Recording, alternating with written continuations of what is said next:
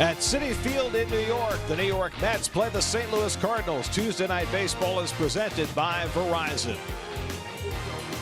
New York Mets baseball on SNY is brought to you by Verizon, the largest, most reliable 4G LTE network in America. By Citi, preferred card of the New York Mets. By your Mercedes-Benz Tri-State dealers, Mercedes-Benz, the best or nothing. And by Geico, over 75 years of savings and service. Well, you know, there's a whole lot of water around New York. It's a city of islands. Staten Island beaches, fishing off the pier. You can even surf in New York. Did you know that you can surf in New York? Go to the Rockaways. You see lots of surfers. Water everywhere. Sail away. And a pleasant good evening, everybody, and welcome to Citi Field. Gary Cohen, Ron Darling with you. Keith Hernandez joins us in just a bit as the Mets play Game 2 of their 4-game series against the St. Louis Cardinals. You know, through all the ups and downs for the Mets this year, Jay Bruce has been the most consistent offensive force for this team. A player who, when the offseason was going on last winter, you didn't even know was going to be a part of the Mets when the season began. You know, it's been a great transformation, hasn't it, Gary? Last year, a hired gun for the Mets to come over and lead them into the playoffs. Well, they made the playoffs. He didn't perform so well, but finished strong. And like you said, this winter, everyone wanted him traded. I remember even saying that he needed to maybe be somewhere else if he was going to take at-bats away from Conforto. But he has been the steadying rock influence in that outfield. He doesn't say anything. It doesn't matter if it's 14-2 they're losing or 14-2 they're winning. You get the same effort from Bruce day in and day out. He's healthy, he plays every day, and he's having one of the best years he's ever had in the major leagues. But now, less than 2 weeks to the trading deadline, and the rumors begin again. How much longer will Jay Bruce be a Met? Well, it's a shame because you have to try to decide whether you're a pretender or a contender. Right now, the Mets think they're a contender, and boy, where would they be without Bruce this season? Well, it's Jay Bruce and the Mets against the Cardinals tonight, and as we move along, Keith Hernandez will be down in the photo box, giving us a little primer on infield play, and of course, meeting his public. Mets and Cardinals, all the action coming your way tonight on SNY.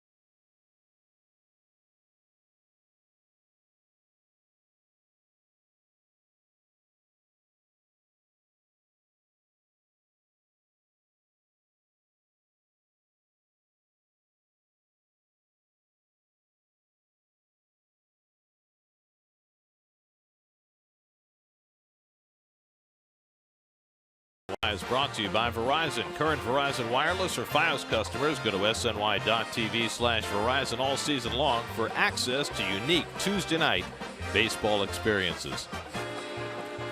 No fees on all Mets tickets now through this Thursday, July 20th. This limited time offer applies to all remaining regular season home games in 2017, including the Syndergaard as Thor bobblehead game this Saturday night and the Subway Series in August.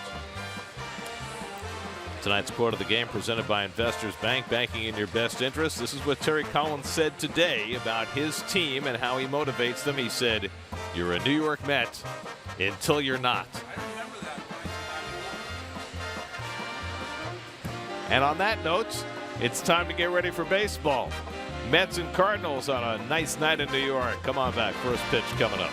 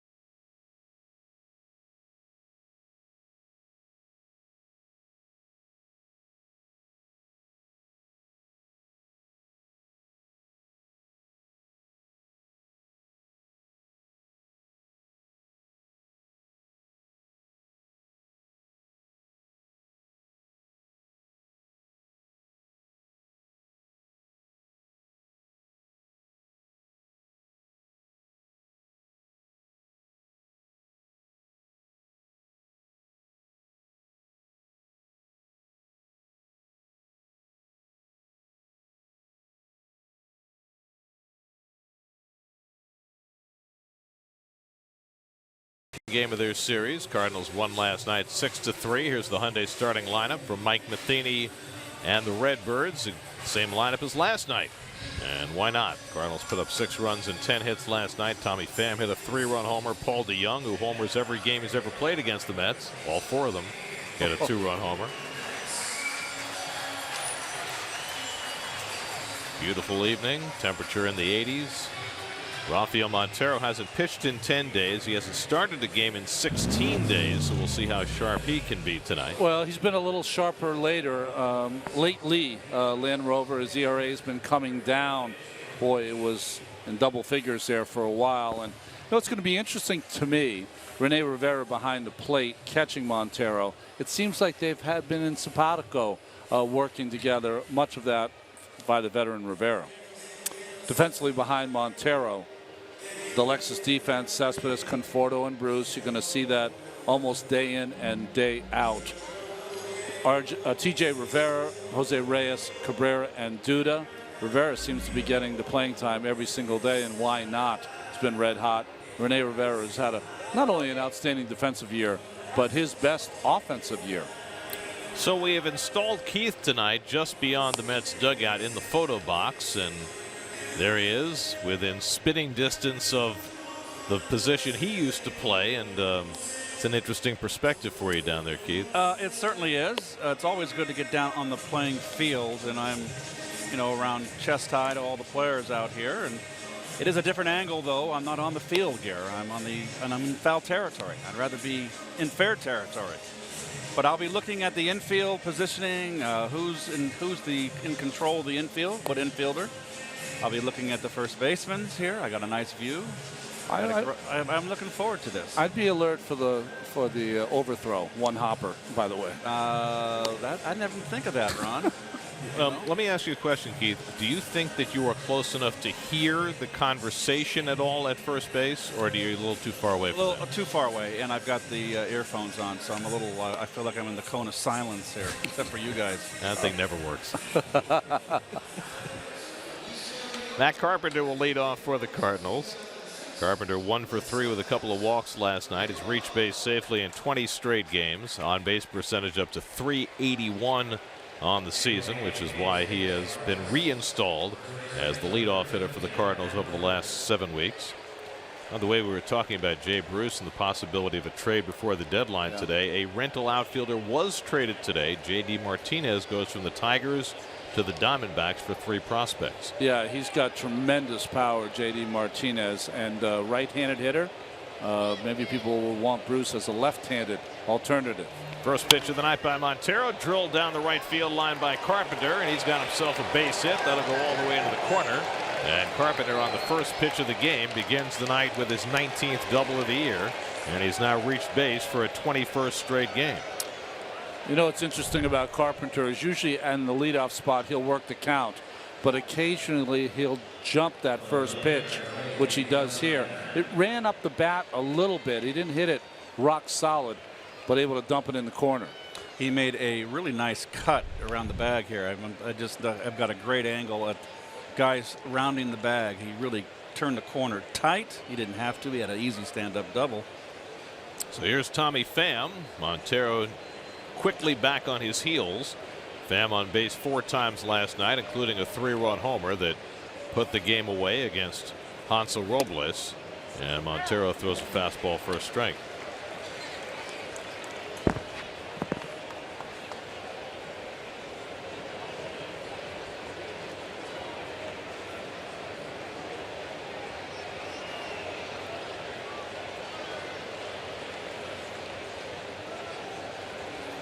And the slider in for a strike to Pham. Well, the Diamondbacks have lost 5 straight, but they are in control atop the National League wild card race and shoring up their offense with the acquisition of Martinez, who's only played in 57 games this year because of injury and yet has hit 16 home runs. You see the OPS up over 1,000. He is a legit big league power hitter who also hits for a high average. Guy started his career in Houston but didn't blossom until he got to Detroit. 0-2 to Pham with Dexter Fowler on deck, and Montero serves one outside, 1-2. Diamondbacks a half game up on Colorado after Colorado won and Arizona lost last night. The Cubs starting to make a move. They've won their last 4. Of course, they made the first big acquisition of the trade deadline season, picking up Jose Quintana, who had a great first start for the Cubs. Grounded down toward third, backhanded by Rivera, makes the throw. Carpenter breaks the throw off the bag, and everybody's safe at first and third. And Rivera didn't do a good enough job looking Carpenter back, and he didn't make a very good throw either. Well, he didn't have an opportunity to really look him back. He had to rush, and he hasn't got the strong arm. And Pham can run, and it was really good base running by Carpenter. He came down the line, and as soon as he made his throw, he was off to the races. No chance to get him at third. Good base running. You know what was interesting there? If he had faked, he would have had the runner at second, but it was nothing he could do because no one covered second. They're going to charge an error on Rivera, putting runners at first and third with nobody out. And now Montero with a situation to contend with. Dexter Fowler steps in. Fowler 1 for 4 last night. Pham jumping away from first, gets an enormous jump and steals second. Montero never gave him a glance. Boy, he was begging to get picked off. Gary Ron, he was really doing the little Fred Astaire over there. And big, look at that. He's picked off. I mean, there's a lot about pitching at this level and controlling the running game. Montero just fell asleep. Okay, but let me ask you this, Keith, since you're close to it. As Fowler pops one up and Rivera is there, and that's the first out of the game. I mean, when a runner is jumping off first base like that, doesn't the first baseman have to scream at the pitcher? You can say two things: step off. The natural thing would be to step off if you've got a young pitcher out there, because that kills the play. And I can't see it. Duda's back is to me from this angle, so I don't know if Lucas tried to shout to him, but my God, he was begging to be picked off. I know that if there's a veteran pitcher out there, he's picked off first base big time. It was interesting because after the stolen base, Montero turned to Duda and I think said something to him as if to say, you need to make some noise over there. Hey, listen, I've pitched in front of 55,000 fans. There's certainly not that here tonight. You hear when the first baseman is screaming, step off, always. Jed Jerko tries to hold the swing and stopped it in time. Jerko 1 for 5 last night. I wish these umpires, when the catcher asks for help, down to first base help in this case, you don't have to automatically do it. That was not even close to a swing. Just say, Nate, no, he didn't swing. At Fairchild, young home plate umpire David Rackley at first made the safe call. And Jerko carves one down the right field line, headed toward the sidewall is Bruce, and he makes the catch. Tagging at third is Carpenter. He'll come in with the game's first run. Sacrifice fly for Jerko. And it's 1-0 St. Louis. Well, that's a run for the defense on the defense right here with the error on Rivera at third. I would assume this early in the game you don't want to let that ball fall. No. You're willing to give up a run now. Yeah. Now it's up to Montero to make it just one run. Yes. So now Yadier Molina with a run home. Pham moved to third on the play. 2 out in the inning. Molina 2 for 5 last night. Now a lifetime .321 hitter against the Mets. And he grounds one slowly. Reyes has plenty of time with Molina running. Low throw, and Duda digs it out to retire the side. So an adventurous first inning. An unearned run for the Cardinals. And the Mets come to bat against Michael Wacha, trailing 1-0.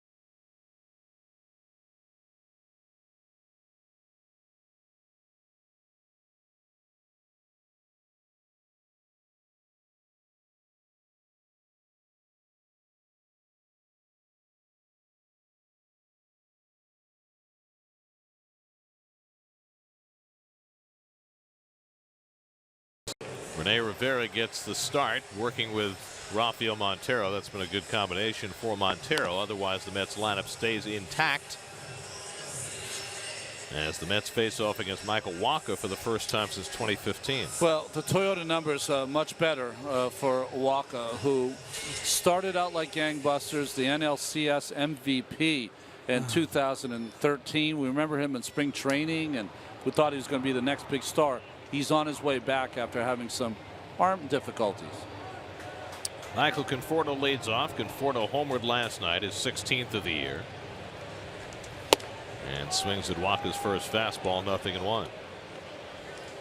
Walker 2 years ago was an all-star, went 17-7, 3.3 ERA, but shoulder problems last year really pulled him down. And he was struggling until very recently. He had a 6-start span where his ERA was over 8, but now his last 3 starts, he's won them all with a 1.53 ERA. However, it's been 12 days since he pitched. Well, he feels good because that second fastball was 97 miles an hour. That looks like the Walker we saw in 2013. That injury he had, I don't know how much it's similar to Matt Harvey's, but it was a kind of a stress fracture behind his scapula.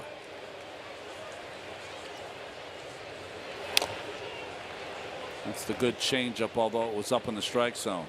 The changeup has always been Walker's best secondary pitch. He'll throw cutters and curveballs as well, much like the guy that he often gets compared to, Adam Wainwright. Even looks a little bit like Wainwright.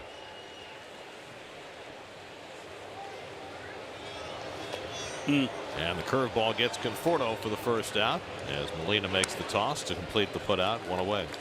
Defense behind Walker, Coors Light defense. Tommy Pham, Dexter Fowler, who dropped an easy ball last night. Sierra in right field. Jerko, DeYoung, Wong, and Carpenter. Same lineup we had last night. And Molina, of course, who plays, it seems, every night. Ronnie, what's the first name of Sierra? I forgot. Help me out here. I'm on your plan, Keith. Magneuris. We've got the wordsmith, and he's to my left. No, Smith would be easy.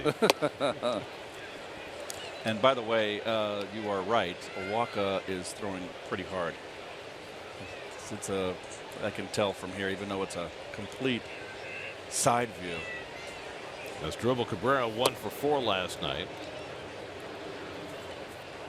Walker now 26 years old. Cardinals took him in the first round out of Texas A&M in 2012, and he got to the big leagues in a big hurry. Well, the Cardinals took him. Their scouts said his body reminded him of Chris Carpenter and Adam Wainwright, and figured he was going to have the same kind of results, which he did early. But the way he's throwing tonight seems like he's back to where he should be. 39-24 in his major league career. And a little tapper that goes foul. The ball has a big mud spot on it after hitting the dirt. Looked like a two-tone ball once it went straight down. Oh, we got to show Molina and Cabrera. I mean, they have a chance at Dancing with the Stars at some point. That's ugly. You could use that ball to your advantage. Watch as Molina goes after the ball. Cabrera's trying to stay out of the way. And a little dipsy-do. Which one's the pro and which one's the star? Can we cue up Ravel's Bolero, please? Maybe the Dancing Bears. 1-2. And the curveball, he went around for strike 3. So back-to-back strikeouts for Walker, both on the curveball to get his first 2 out.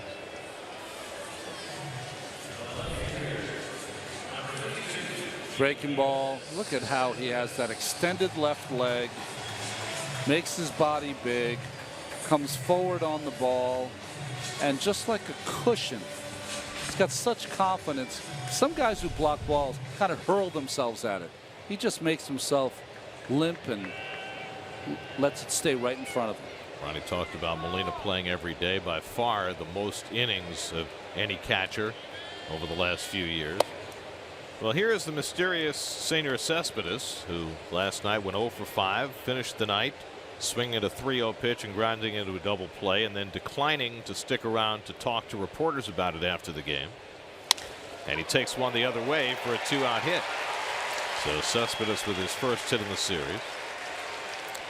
By the way, it's not the first time that Cespedes has bolted the clubhouse without talking to reporters, and I don't know how big a deal you make of that, but when you are a star player who has the biggest contract on your team, it behooves you to stand at your locker after the game, win or lose, to answer questions. I mean, Keith can address it better.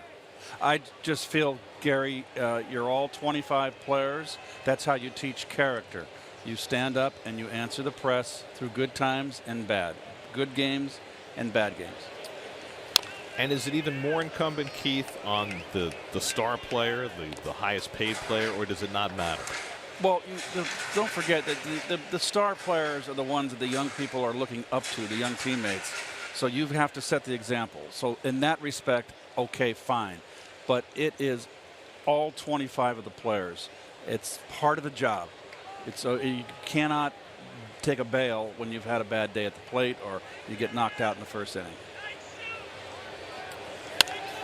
Bruce slams one foul. And can I take this a step forward, because no one cared what my opinion was when I played, is that what Keith would do by standing at his locker each and every game, he takes the pressure off everyone else.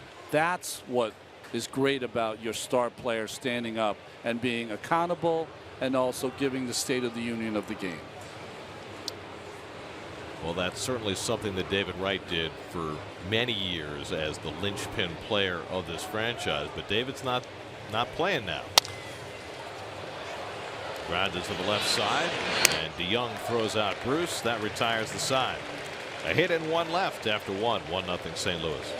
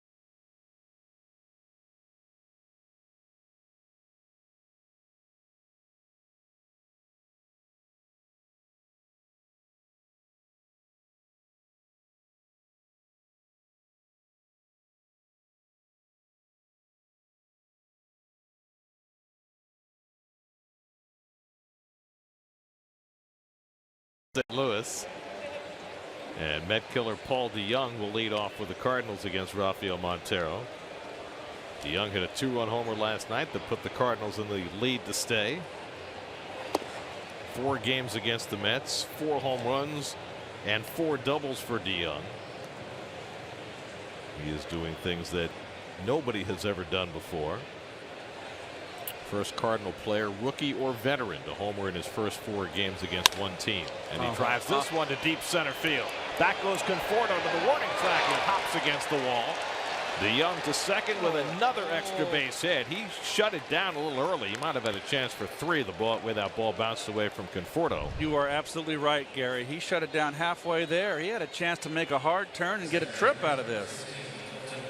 Well, he likes that ball down. I can see that. Another low ball hitter. Thanks, Ray. 18 at bats against the Mets, 11 hits, 9 of them for extra bases. Watch him shut it down. The ball, come on, young man. I mean, that ball was bouncing away from Conforto at the point where he shut it down. Go to the whip. In any event, second straight inning that Montero's yielded a leadoff double, and now Colton Wong takes a fastball inside. Well, Paul DeJong just continues to rake against the Mets. He's the third rookie in Major League history to homer in each of his first 4 games against a particular team. Jay Gibbons of the Orioles hit a homer in his first 4 games against the Blue Jays in 01. Trevor Story hit home runs in the first 4 games against the Diamondbacks last year. That began his career. And now DeJong in his first 4 games against the Mets. That's it in big league history. 2-0 to Wong. And a 2-0 changeup misses. And Montero behind 3-0. Wong recently back from his second trip this year to the disabled list. 1 for 4 last night, hitting .299, but just 1 home run this year. His power production is down.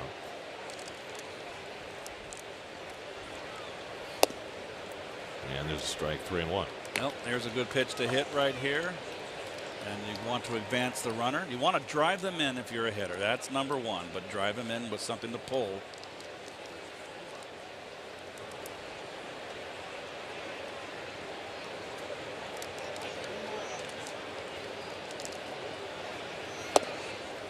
Good changeup by Montero, 3-2. Wong just takes a big rip. Just too big a rip for a little guy, especially with 1 home run. Tone it down.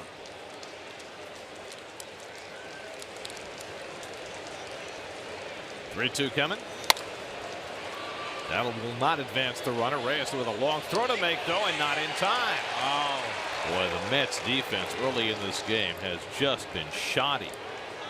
That can't happen right there. I mean, that's good speed by Wong. Reyes played it back. That's his mistake.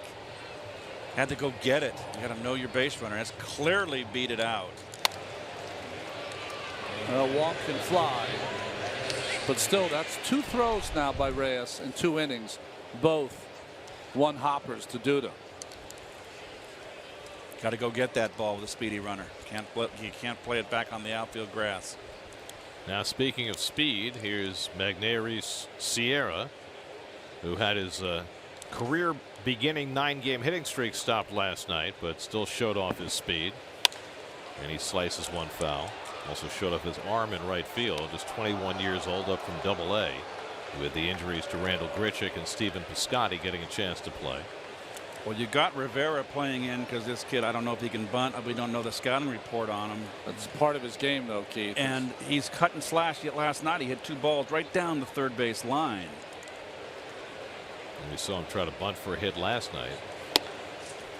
And he takes slider for a strike, and it's 0-2.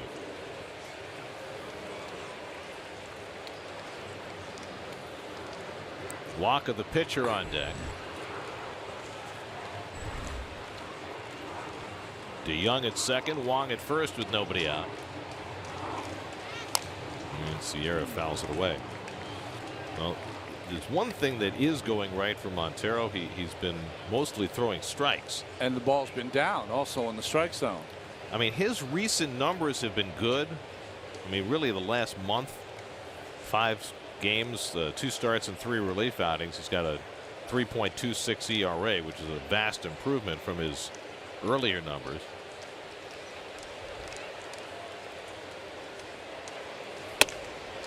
So with the injury to Robert Gazelman, who, by the way, is celebrating his 24th birthday today. Happy birthday, Robert. Wow. Montero's getting another opportunity in the rotation.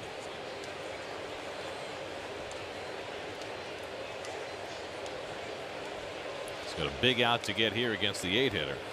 And Sierra pulls one through the hole, a base hit. DeJong will be held at third, and the Cardinals have the bases loaded with nobody out. So Sierra rolls one through the hole. 3 straight hits for the Cardinals to start this second inning. Gary, he did not roll it through the hole. He hit this ball pretty doggone good. Well, it's still rolled, Keith. Gary, it didn't roll through the infield.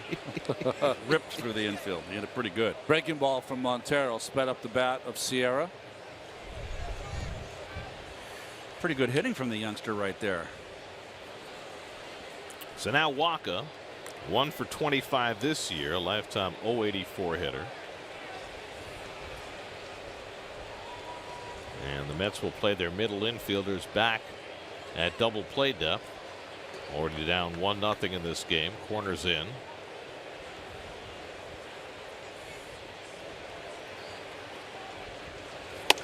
Well, a couple things happening here in the middle infield, Keith. Check me if you don't agree. If you get a ground ball that's not hit particularly hard, you can come home for the force. The Young at third base, the tiniest of leads. It should be a bigger lead off third.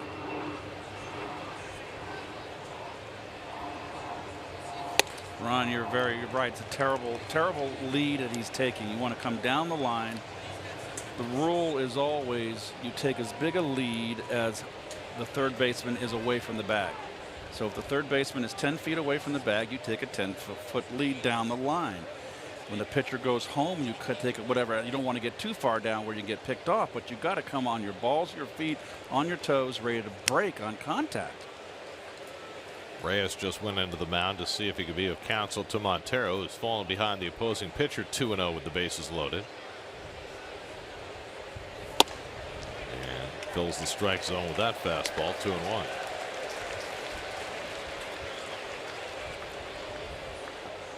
The Cardinals as a team this year with the bases loaded are hitting .357. But you got the pitcher standing at the plate. And Montero has got to get himself an out. 2-2. You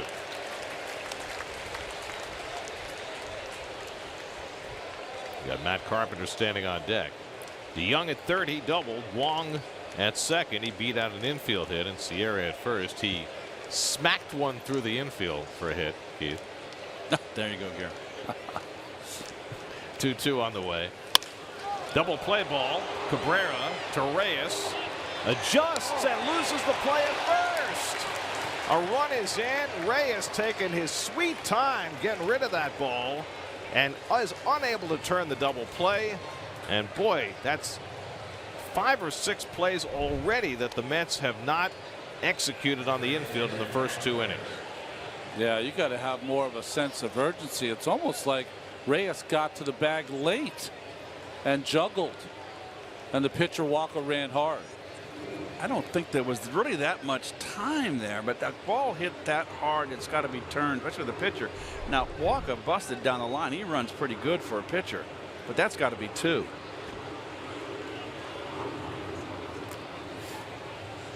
So it's 2-0 St. Louis. First and third and 1 out for Carpenter, who hit the first pitch of the game into the right field corner for a double and scored a run. And he lifts one to left. That'll get a run in at least. Back goes Cespedes. It's over his head and one hop to the wall. Wong comes in to score. Waka will stop at third. Carpenter into second with his second first pitch double of the night, and it's 3-0 St. Louis.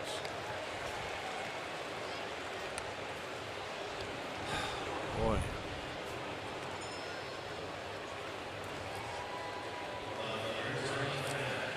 Well, playing shallow, yeah. RJ, and just didn't get back. Well, I think in the beginning he thought he had tracked it, but that ball was hit right on the screws by Carpenter and carried to left. So a painful start to this game for the Mets. 3-0 St. Louis. Infield in now for Tommy Pham, and he swings at the first one and pulls a foul. Pham hit a ground ball to third base his first time up, and Rivera threw it wide for an error.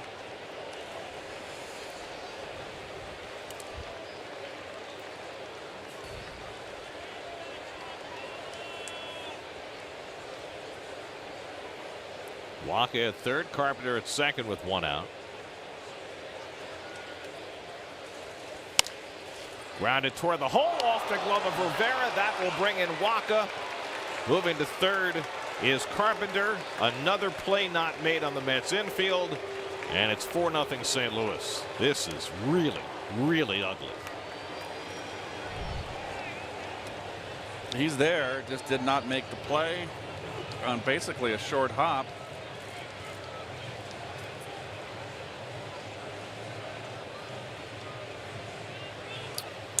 Well, defense counts. They, doesn't seem to count as much. That'll be the second error charged to Rivera. Both on Pham. No RBI on the play. Boy, this is a ugly start for the Mets. Well, I mean, Keith, we sent you down there to look at infield play. When you watch 2 innings like this, what runs through your mind? Well, number one, I'm aware of the talent out here that's playing. I did not think that Reyes la-di-da'd that double play too terribly. Walker, really, I noticed, was busting down the line with exceedingly quick. It's a double play. It's got to be turned. No question about it. The ball's hit hard enough. But, there's just some deficiency on the infield. And it's showing tonight glaringly because of the errors. But a lot of times it doesn't show because of the lack of range in balls or base hits that good defenders would make the play. But the Mets are certainly digging their own grave here in this game so far early.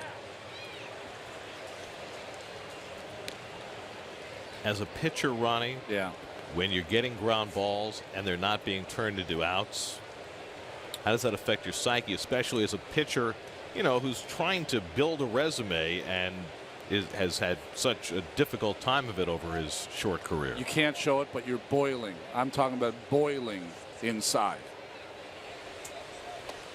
And as you get more and more experience, you use that boiling that you have inside to your advantage to try to get yourself out of the inning and not have it be counterintuitive to what you're trying to do, and that's get hitters out. But when you're a young pitcher with less experience and you're boiling inside, sometimes you forget about pitching and you start to throw. That's when you get in big trouble. And a pickoff. Montero helps himself by picking Pham off first base. Pham's staying like they should check it. David Rackley punched him out, and he certainly appeared to be out. Let's look. That's a tough angle right there. They got him on the shoulder. Tagged the right arm as the left arm was reaching for the bag. It looked like he was out, didn't he, Ronnie? I mean, the ball beat him. He looked like he was out. Watch the left hand and the tag. Oh, he caught him in moving his feet. Yeah, he's out. He's out. I mean, he called him out.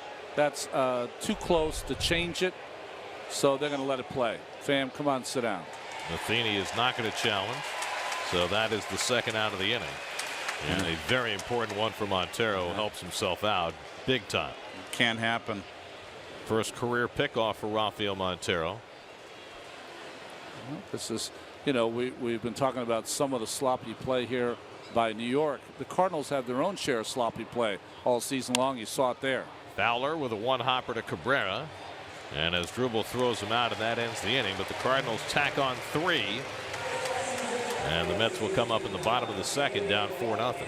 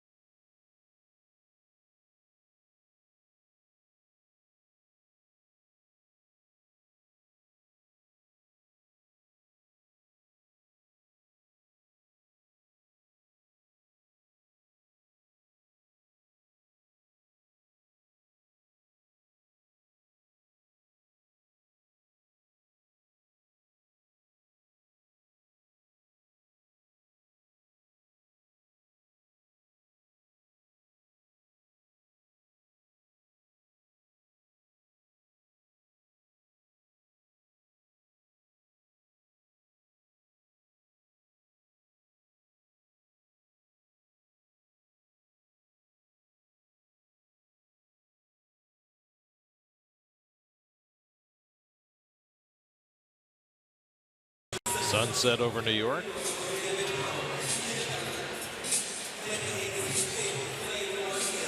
MLB.TV Premium is back and better than ever. Watch every out-of-market regular season game live on over 400 supported devices. Plus, get a free subscription to At-Bat Premium.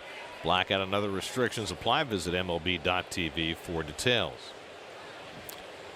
TJ Rivera leads off the home second, and in a game of redemptive qualities, TJ, who's already been charged with 2 errors in the field, will get his first turn at bat to do what he does best. TJ had an 11-game hitting streak come to an end last night, the longest by a major league rookie this year. Gary, just an interesting observation. I have a complete view of the dugout here when the players came in a little dejected, but Jay Bruce was not a happy camper. Came in, put his glove down, and just a scowl on his face, and down the steps to the whatever is back there towards the clubhouse. I like he's a competitor. He doesn't like to lose. Of course, he didn't have a hand in any of the defensive missteps by the Mets in these first 2 innings. 2-2 to Rivera. Duda and Reyes to follow as the Mets try to fight back against Michael Wacha, who struck out his first 2 batters tonight.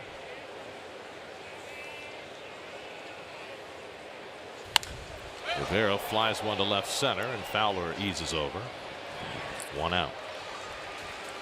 You know, I think the thing that used to irritate me, Keith, when I played and you're pitching in the first inning, and sometimes you felt as though some of your guys weren't ready to play from the first pitch. You know what I mean? Like they were kind of easing their way into the game, where you can't do that. You've got to be on point from 7-10 on. Well, the team is, I feel a little bit dejected right now. Yeah. I mean, it's not going well, and it's not a good start tonight. That's for sure. You're down 4 runs early. A lot of game left, and see if they keep plugging at it here. You know, it's hard to see inside players' heads, Keith, but think about the trajectory of the last few days. The Mets came out of the All-Star break. Sandy Alderson talked about how they basically had a plan, but if the team really stepped it up and played exceedingly well, that maybe they could change the plans. They win those first 2 games convincingly against Colorado, but then get blown out on Sunday and lose a game in a disheartening way yesterday. Does that have an effect on the next day, thinking, oh, well, we lost our chance at getting our season back? I don't think so, Garrett. The way when you want to lose a tough game, you're competitive. That game, unfortunately, you get blown out early. They're not in a position right now to have those kind of games. They want to be in games. Duda pulls one down to Carpenter, and he'll take it himself. Nice, easy hop right there. There's no bad hops in today's infields. But to fall out of that game early, 7 runs in the first 2 innings, that kind of knocks the starch out of you. And then you got the Cardinals coming in, and you should be up for the Cardinals. They're one of the even though they're under 500, they're one of the teams that a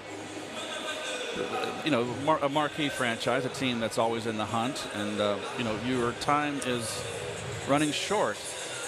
But the Cardinals just put a whooping on them last night. So There's a lot of teams ahead of the Mets in the wild card. So every team you face that's ahead of you in the wild card is a chance, right? I just mean that coming out of the break, there was a feeling, I think, that the Mets on this homestand had to do something exceptional. Go 8-2, 9-1. Reyes flies on the left, and losing the last 2 days, it feels as though they've lost their opportunity. I just wonder whether it feels that way to them as well. It's palpable. 1-2-3 inning for Wacha. 4-0 Cardinals after 2.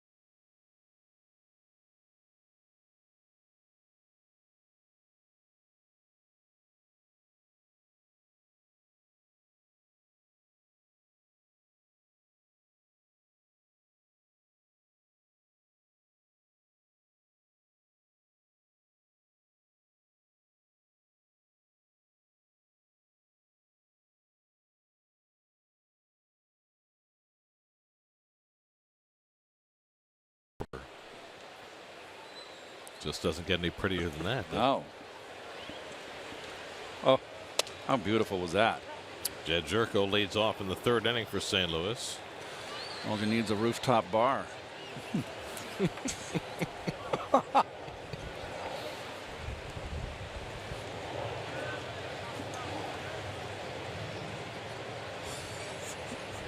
Jerko drove in a run with a sacrifice fly his first time up.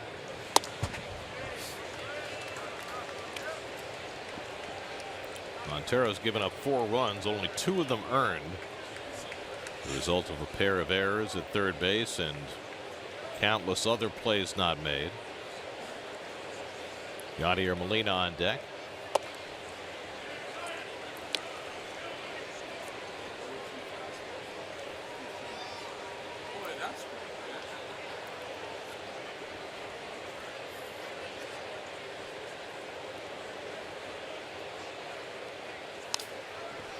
Jerko fouls off the changeup. Montero's last outing was 10 days ago in relief against the Cardinals. He went 2/3 of an inning. His last start was 16 days ago. That was against the Phillies. He pitched into the 7th inning of that game. So he is a very well rested pitcher. And the slider off the plate to Jerko, 2-2.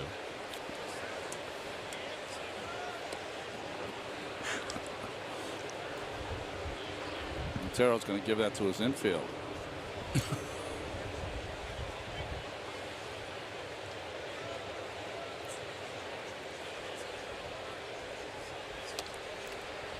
And for the 2nd time in this at bat, a fastball that sailed way outside.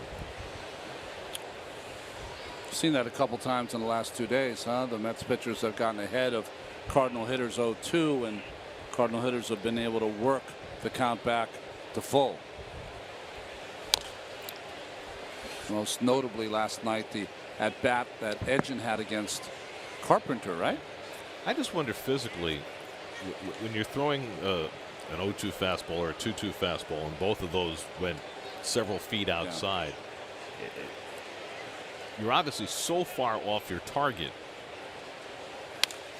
Off the fist by Jerko into shallow left. Long run for Cespedes, and that's going to fall. And Jerko is aboard with a pop fly single.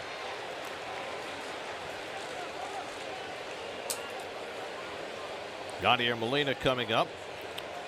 Molina, best catcher of his generation. His manager was a catcher, and nobody appreciates Molina more than Mike Matheny. The analytics really just can't find a way to value when you have a player with Yadi's baseball IQ. And I think you couple that with there's a selflessness that certain players have, where they understand they've been given a lot of positive things that have helped them develop in their game, and then they figure out, how am I going to share those? When it's happening in real time, I'll see him go over and talk to a middle infielder. Hey, I'm getting ready to pitch this guy this way. You might want to take 2 steps. That's something that can end up changing the game, 1 pitch. You talk about a guy who maybe come off the bases after being too aggressive, and the game didn't dictate that by the scoreboard, and he'll quietly go over, and we'll watch it as coaches, and we see if things don't get covered, then we take care of them. But we'd love to have that accountability from teammate to teammate, and he'll go over and he'll just teach, and he'll talk it through with them, and the guys have so much respect for that. But once again, that stuff sticks because they see him out there doing the exact same thing and putting it into motion for himself, and those are lessons that young players just don't forget. Boy, that was awesome to listen to. And Mike Matheny, when he played, a teammate could have said the same thing, or a manager, about him. That's the kind of person he was. 4 Gold Gloves in his career.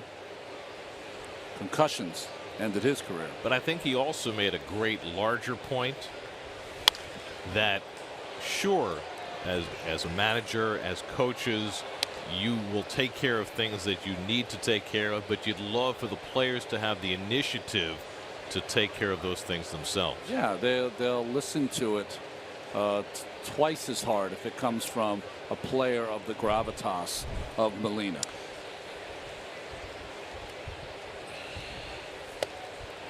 Throw to first by Rivera, and just back in standing as Jerko. Keith, you were in a similar position as a veteran player who was well respected like that. Do you think it's changed in terms of what players are able to transmit to other players? Molina, by the way, struck out on the half swing there. I don't think anything changes. I think that there is more that a player can bring to his ball club and to his teammates than just his numbers and performance on the field. And it's a certain personality, person that's willing to give and help. Lou Brock comes to mind. I always bring up Lou Brock. That's a classic example for me. Obviously, it's Yadier Molina. When you're in a position of where you're looked up to, you carry a lot of weight. There's a lot of young kids that are unsure of themselves, and you can be of enormous help. But in an era where most teams are calling pitches from the bench and they're moving infielders based on a chart that comes from the bench, is it harder to nurture the kind of veteran leaders that you became and that Molina has become? I agree. If you've got other people thinking for you and you're not thinking for yourself, then you're not going to develop. I have never been a proponent of coaches calling pitches for a catcher on the bench. If you got a young catcher out there, okay, you can kind of nurture him in. But how is he going to learn to call a game if he doesn't call it by himself? And he can get help from his pitchers. Ronnie would know how to pitch us, how he likes to pitch a certain guy. Got a catcher back there that doesn't know. He's young and learning. Ronnie can go and say, hey, I've had success. I like to do this with this guy. Go over the lineup with him. Exactly. A lot of people can help. No, absolutely. And a lot of time in my day, catchers and pitchers, the starting pitcher and the catcher didn't talk too much, but you could talk to the catcher about the pitcher and say, you know what, when push comes to shove, his strength is this pitch, not the other one. You know? Remember the one example, Ronnie, when we first played Houston in '84 and Jose Cruz, and I said in the meetings, I said Jose Cruz likes for one strike to look middle in fastball and tries to hit a home run. Right. You just pitch him away. When you get 2 strikes, that's when you go in. That's right. But is it harder for pitchers as well to learn how to call their own game when through high school and college, whatever, that all the pitchers are being called for? Well, I talked to one scout around the draft, and I found out something that I kind of knew, but it just startled me the way he told it. When I was drafted in '81, being a college kid, I was sent straight to AA. And he said now they're drafting these elite college pitchers, and sometimes they're going to have to start them in single A because they've never called a pitch for themselves in college their entire career. The manager or the pitching coach calls every pitch. That makes me almost want to throw up.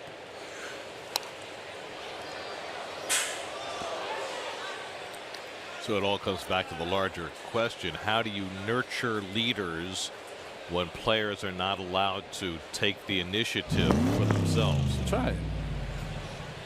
And one of the big things, Gary, is when you shake off a pitch and you make the pitch and the guy takes you deep. That's a learning experience, the best one you could ever have. It's not so great in the short run, but in the long run it works. 3-2 to DeYoung, who doubled his first time up. His 9th extra base hit in 4+ games against the Mets. 11 for 18, 5 doubles and 4 home runs against the Mets. Somebody's got to come up with a game plan against this guy. Upstairs, pitch him up. How about letting him know that you're going to take away the inside corner of the plate? He loves the ball down. We saw him yesterday in some of his strikeouts chase pitches off the zone, so he's very aggressive. I think you mentioned he's only walked 4 times so far since he's been up. 145 at bats. He wants to hit.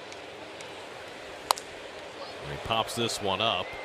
Rivera gives it a look, but that'll be back in the crowd. And folks, what I mean by that, when you have a hitter who wants to hit, that means that he is going to be swinging on 3-2. He's not going to be taking the close pitch. So you're allowed to make that pitch a little off the corner or throw a breaking pitch.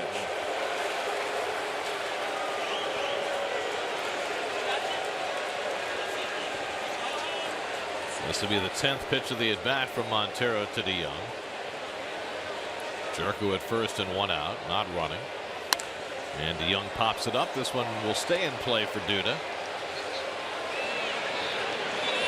And he stays with it for the second out.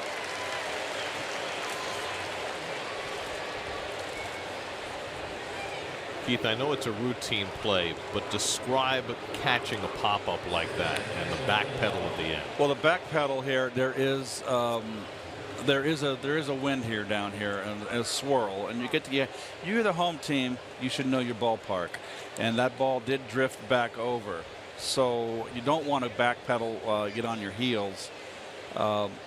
There's familiarity when you're home ballpark. You always you want to come into the ball, not move backwards. But that ball really drifted towards right field, back into fair territory. Jerko runs. The throw by Rivera. Good one, and Jerko's tagged out, inning over. Jerko got a nice walking lead, but Rivera got a good pitch to throw and gunned him down to end the inning.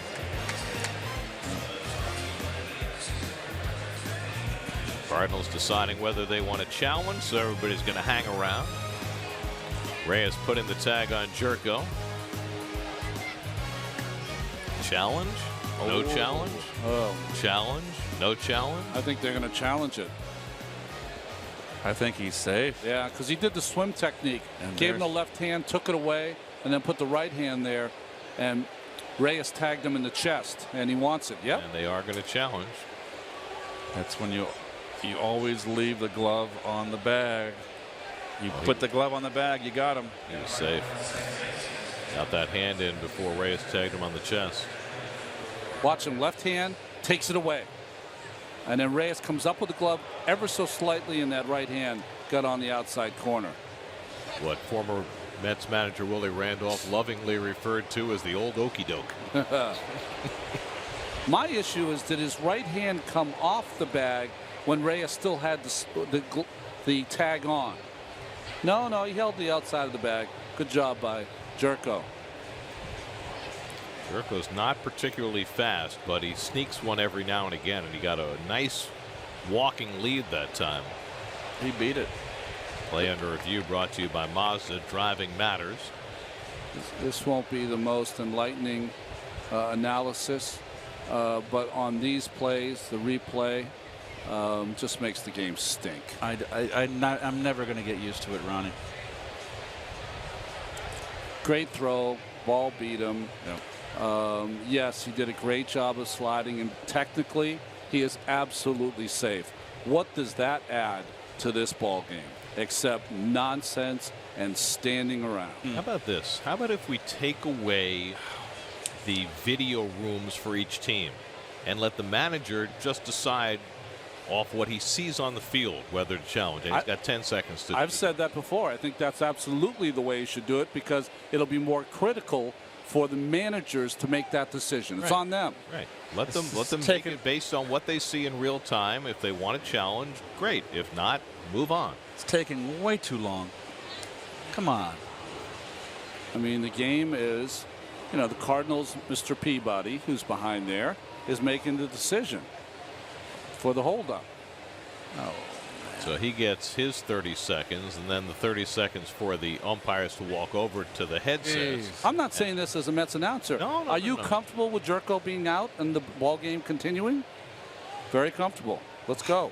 There's a lot of hand wringing going on in Chelsea. Come on, guys. Step up. Montero hasn't thrown a pitch either. He's just hanging out. Hopefully he'll get a couple in now. And they do overturn the call, so it's a stolen base for Jerko, and the inning continues. 6th stolen base of the year for Jerko.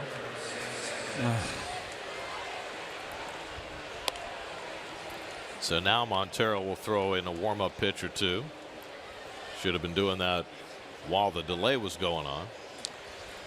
And now Colton Wong will come back to the plate with an 0-1 count. We talk about the aesthetics of the game all the time. That just kills it for me. It really does. No matter how much you think that it matters to get every minute call right, that is not good for the game. It's not.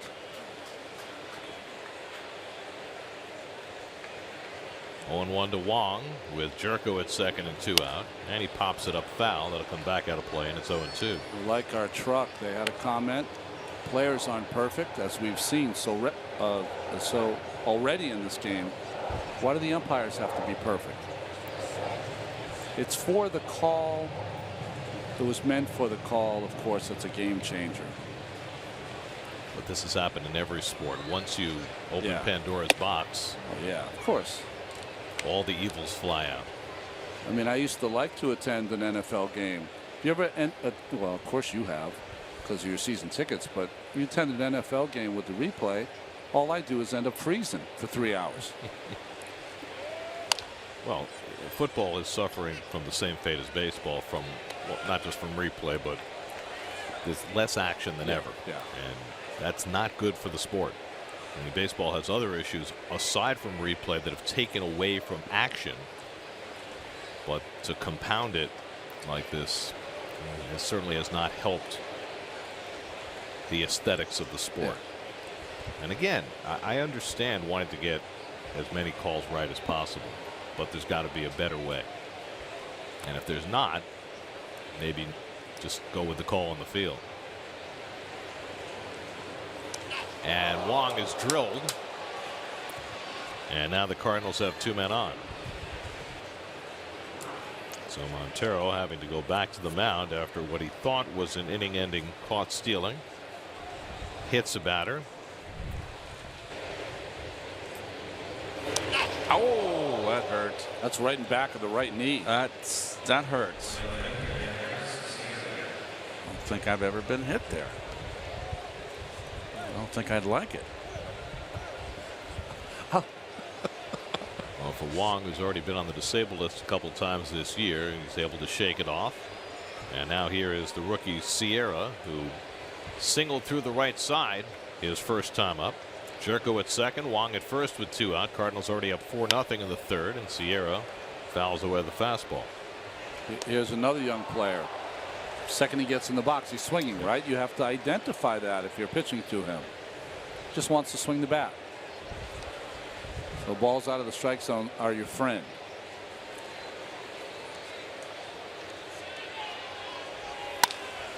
Over the mound, Cabrera right to the bag.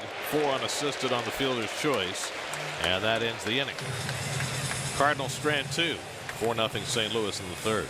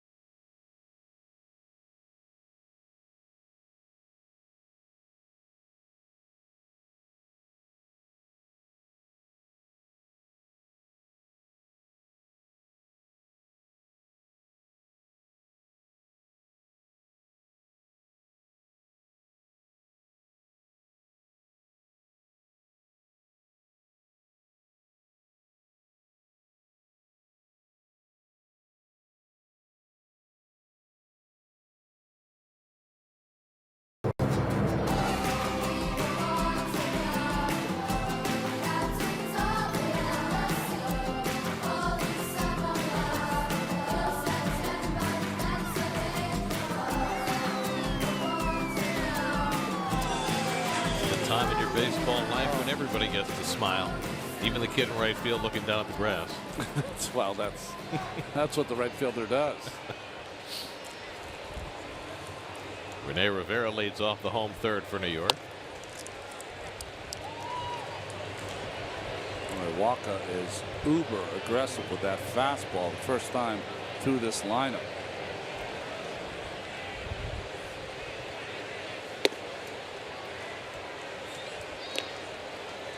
Eight batters, 7 first pitch strikes for Walker, who's given up just 1 single through the first 2 innings.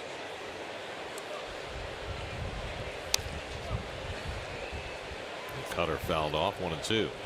Rivera started Sunday against the Rockies, went 1 for 3. Back in there tonight to catch Montero, who's on deck. Michael Conforto behind him.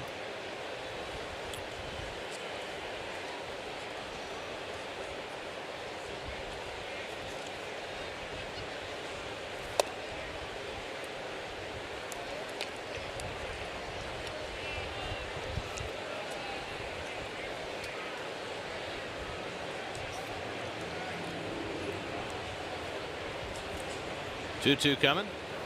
And Rene hits it slowly. DeYoung in to field it. 1 out. DeYoung likes to, Ronnie, you mentioned it last night, you know, running in and fielding a ball like that on a routine ground ball. You know, it's good to come in and charge, but that ball takes a bad hop, it's by you. How would you rather see him approach that ball? Buddy Harrelson was the best at charging a ball and then getting, you know the runner, Rivera doesn't run well. You got time to settle in and get in front of it. It takes a bad hop, your body gets in the way. To field it off to the side on the run like that, it takes a bad hop, it's going to roll out in the outfield. Do you think on modern infields where there are fewer bad hops that it's more okay to do what DeYoung just did? Yes, you can get a little. No, I don't. I think you get in bad habits, Gary. You get in what happens in the 9th inning in a 1-run game, and it does take a bad hop. You know, there's always, it may not happen 1 in 100 times, but it might happen in the worst possible time. So it's always good to have good fundies. Might happen at the Tony Kubek time. Oh, off the throat. 60 World Series. Game 7. 8th inning. Double play ball. Got right in front of it. Came up, hit him in the throat. Hal Smith hit the home run. Yankees tied it in the 9th. Mazeroski walk off in the bottom of the 9th. Hall of Fame. Yeah. Montero still looking for his first big league hit. Now 0 for 27 after striking out. The 3rd of the night for Walker. 3 strikeouts for Walker, all coming on the curveball. Got Conforto on a curveball in the dirt his first time up. Michael started the day 6th in the National League in on base percentage.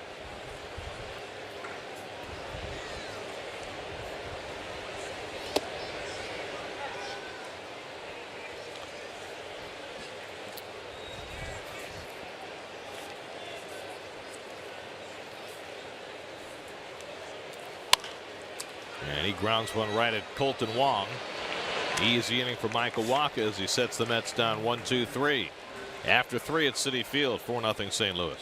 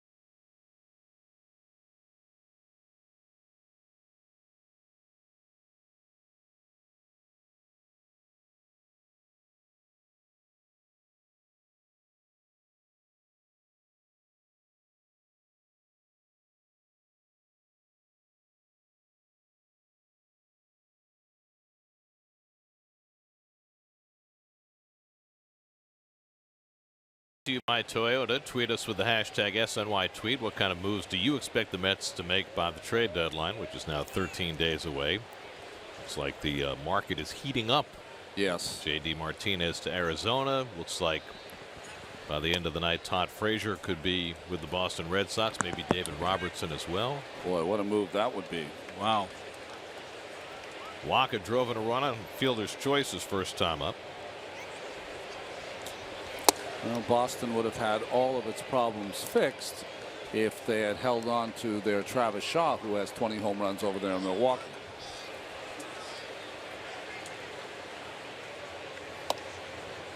Well, once they signed Pablo Sandoval, all the other troubles they had at that position tumbled down from there. Yeah. Now they have shed themselves of Sandoval.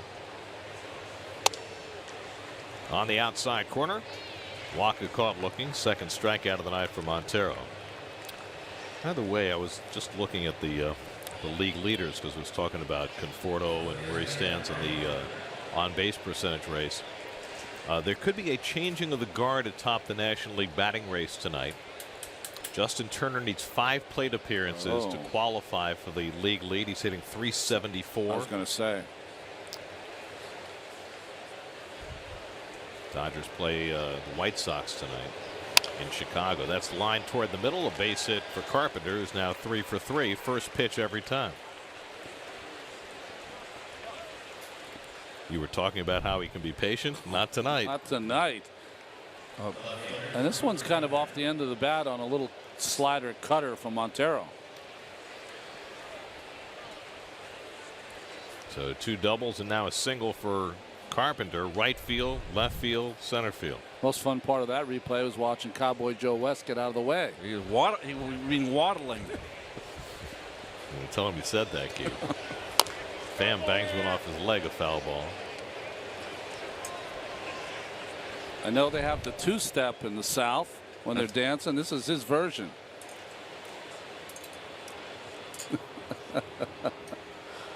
Over 5,000 games for Mr. West. Congratulations. Boy, he's been around a long time. And some country music production to boot. Well, Tommy Pham has found success tonight, hitting the ball to third base. 2 ground balls to third. He's reached on errors each time.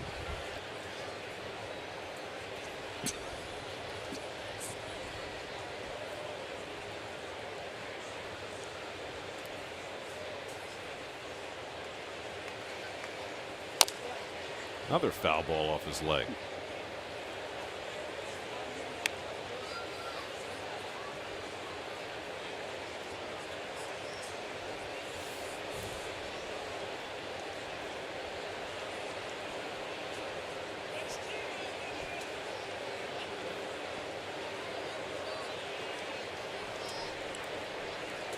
Oh, 2 to Pham. Half swing. Stopped it in time.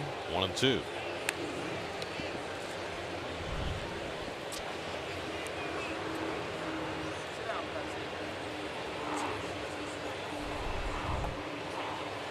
Do you have a good view of the check swing from where you sit? I certainly do. From that right-hander.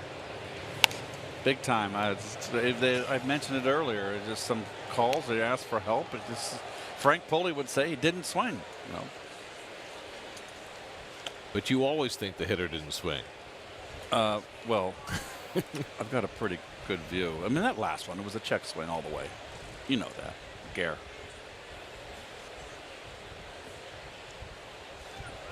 Starting the stop by Carpenter as Pham strikes out for the second out. Carpenter took 2 big strides towards second, then slammed off on the brakes. Almost seemed like he lost a little footing. Good little sinker down and in. That's what Montero needs to do more, is throw inside. I don't know if that was a fake or what. He called off the jam, Keith. Yes, he did. Like you so brilliantly did the other night. So 2 out Carpenter at first, and here's Dexter Fowler, who's popped up and grounded out 0 for 2. And he lifts one to right field, and Bruce barely has to move. And that retires the side. So a strong inning from Rafael Montero. A couple of strikeouts along the way. Still 4-0 Cardinals.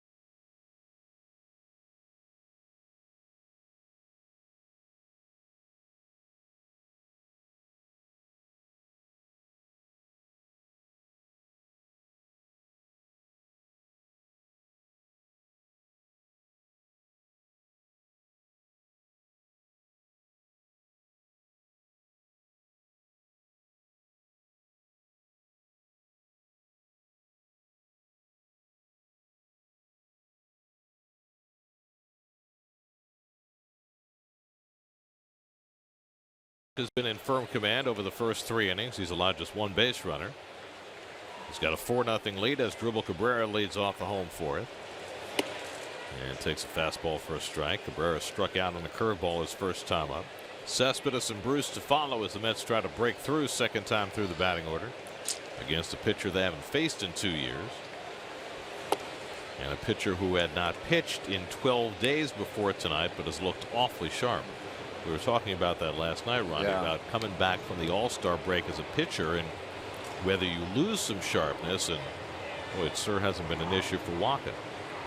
Well, I think through the first time through the lineup, he wasn't trying to be sharp. He just felt real good, and he was just being aggressive and going right after hitters. Now we'll see, almost like all pitchers now in baseball, their first time through the lineup, their numbers are good, and they get increasingly bad as they go through second and third time. Here's the high-speed Spectrum high-speed pitch. Wacha's topped that at 98. Well, it certainly holds for Wacha this year. First time through the batting order, the league is at 188 against him. After that, 337. We'll see if the Mets can make those numbers hold up. The last fly ball to Bruce in that inning, I took my eye off the ball, and here we are in the top of the 4th when that out was registered, and I could not pick the ball back up. It's a tough sky right now. Well, this is about the same time of night when Curtis Granderson lost that fly ball. Yes, Gary, good call. Is this the gloaming, as they refer to? The homer and the gloaming, Gabby Hartnett. Yep. Ball 4, and Cabrera's on with a leadoff walk. First walk given up by Wacha. The New York Mets and Marvel Entertainment present Noah Syndergaard as Thor bobblehead night this Saturday night, July 22nd, when the Mets play the A's. The first 15,000 fans will receive a limited edition collectible. Get tickets at Mets.com/tickets.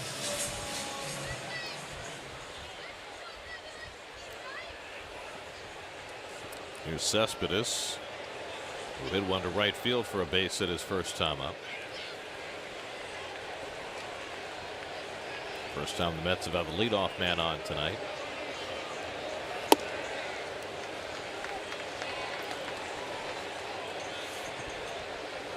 Cespedes missed a lot of time because of his hamstring injury, but he now has 166 at-bats this year, which is about 2/3 of the number he should have had he been healthy all season.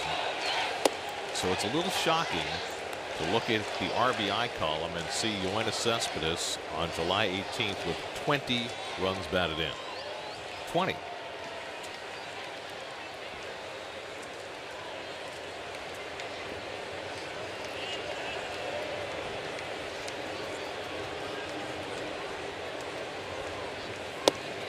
Take Montero out as the pitcher. He's tied for the lowest with Rene Rivera at 20 RBI.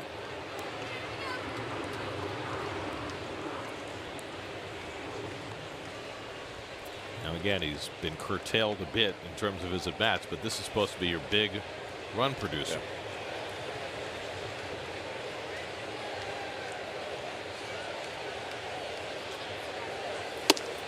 Chases one out of the strike zone. The cutter by Waka gets him for the first out. 4th strikeout for Waka.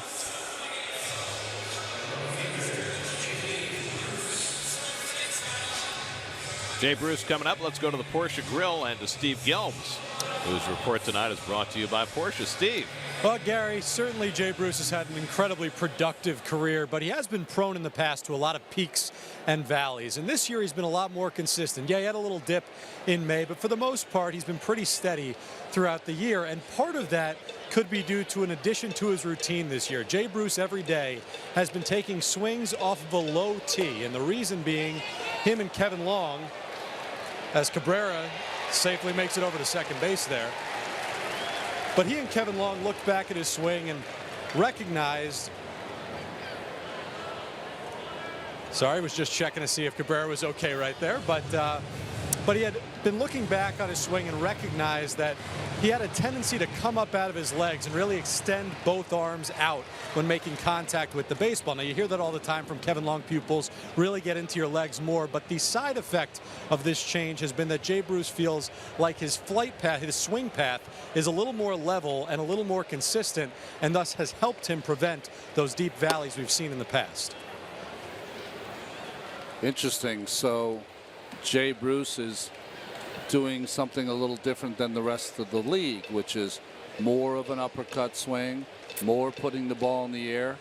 But he's so darn strong that if he squares it up, he can hit line drives out of the ballpark. Well, he's on pace for a career high in home runs this year.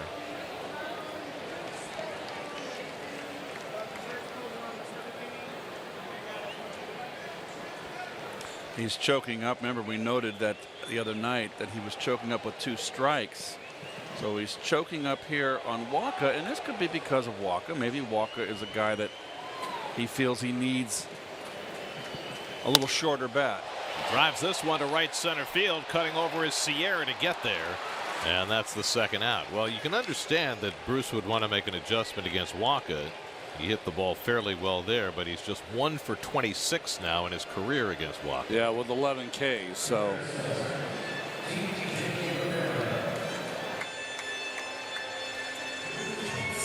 So 2 out. Cabrera at second on the short wild pitch. And now TJ Rivera will try and get him home. Rivera flying to center his first time up.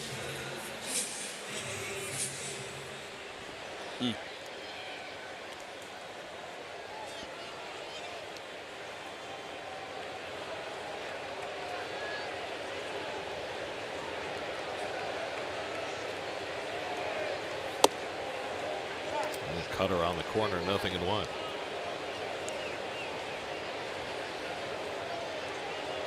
Walker's won each of his last 3 starts. Pitched into the 6th inning against Miami his last time out. Struck out 9 in that game.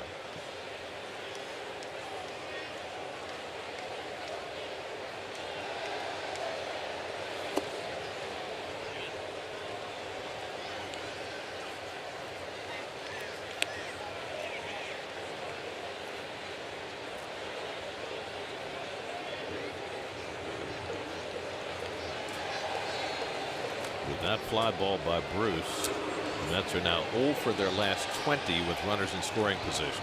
They were 0 for 11 last night. And that curveball in for a strike, 1-2 to Rivera.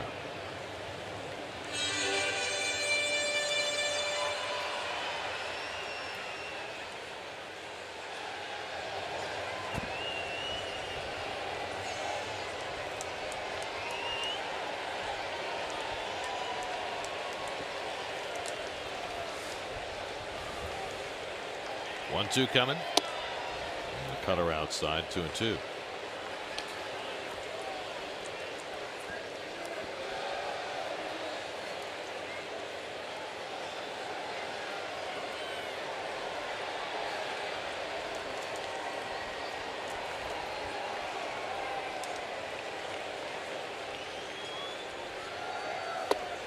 And Rivera down on strikes.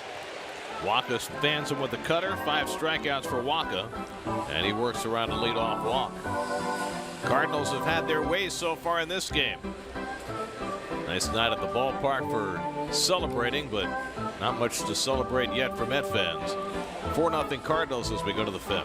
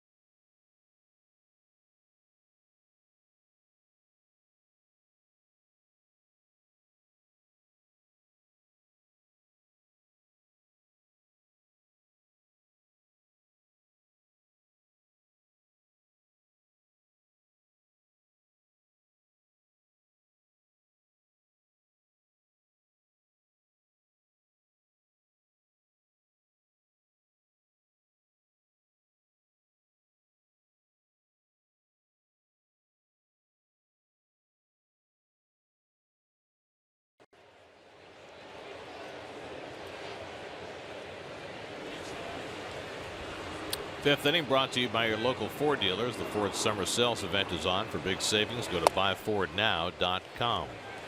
Jed Jerko leading off in the 5th inning.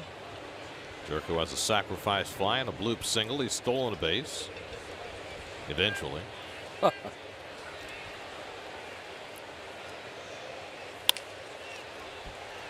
Two hopper for Cabrera. And Jerko retired 1 away. Well, Montero, after all the defensive ills that helped conspire against him in the first 2 innings, has settled in pretty nicely. Well, if you think about it this way, forget about the score. This is the softest contact I've seen Montero get in any start that he's had for the New York Mets. Molina takes a slider inside. Molina has grounded out and struck out. 3 strikeouts tonight for Montero.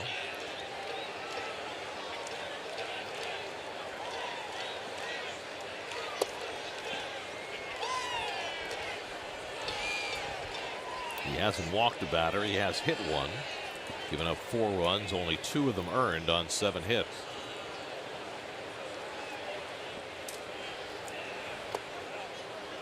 And now behind 3-0.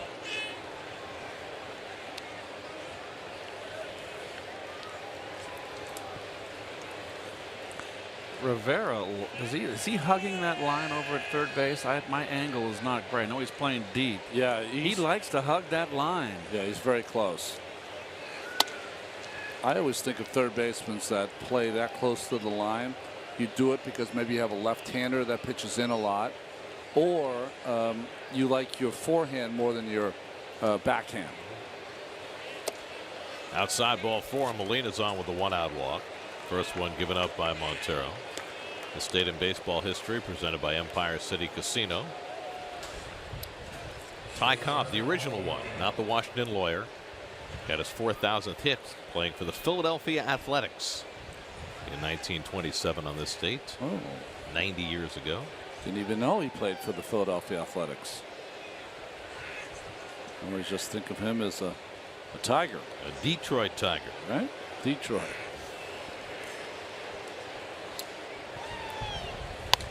Paul DeYoung lifts one to shallow center. Conforto broke back, but he has plenty of time to get in. And that's the second out. And Molina back to first. On this date in 1964, I was reading that Pete Rose hit a grand slam. It's the only grand slam he hit of all of his hits. Is that right? Yeah, of his 4,256 hits. One grand slam.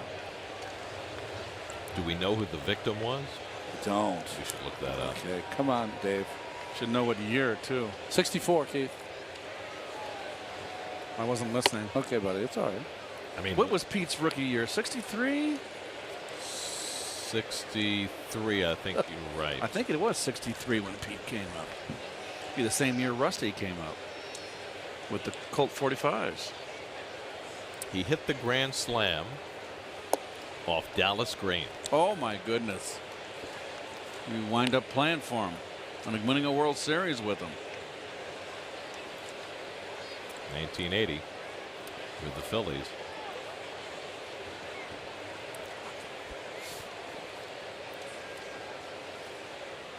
Montero behind on Wong, 2-0.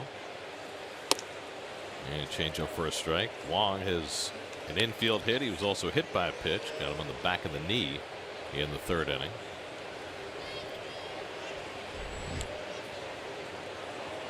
Magneuris Sierra on deck.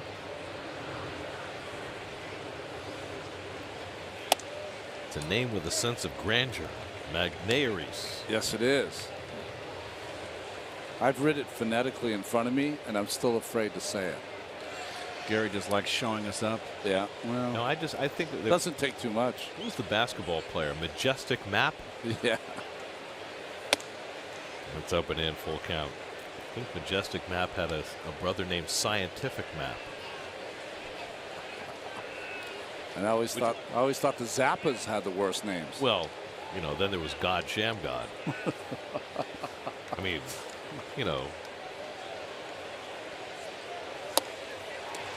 Good changeup by Montero to strike out Wong, and that gets him through the fifth inning.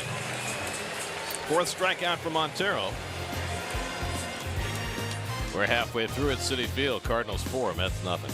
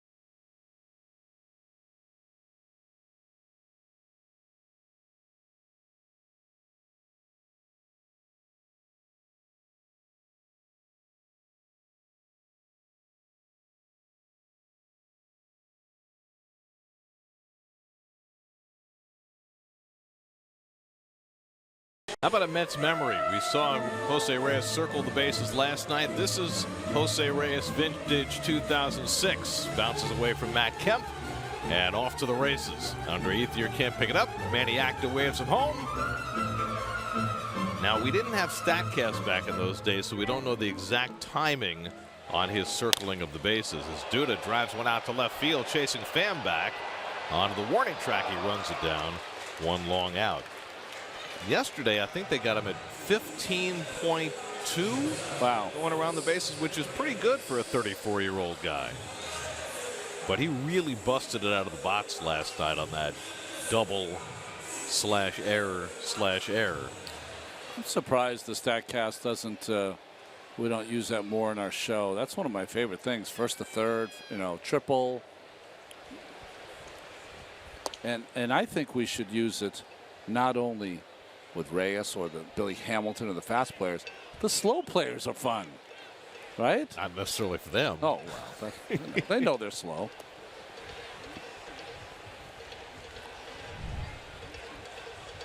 So that's the one from 11 years ago. And that's last night. Not much has changed. Reverse snow angel. He didn't have the compression sleeve in 06.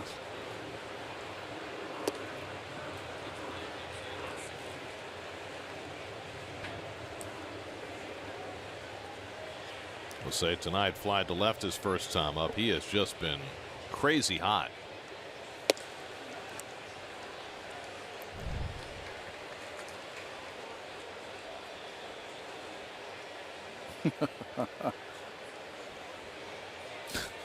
It's almost slip and slide territory. He hits that one sharply. It almost stayed up long, but he makes a nice play and throws him out.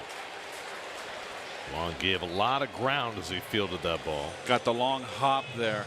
The play purely reaction. Ball was a rocket. It was an in-between hop. That's not an easy play for an infielder. That's a nice play. I thought he was going to Manny Trio it to first base. Oh. So 2 out and nobody on. Now Rene Rivera. Curtis Granderson's out on deck to pinch hit for Montero.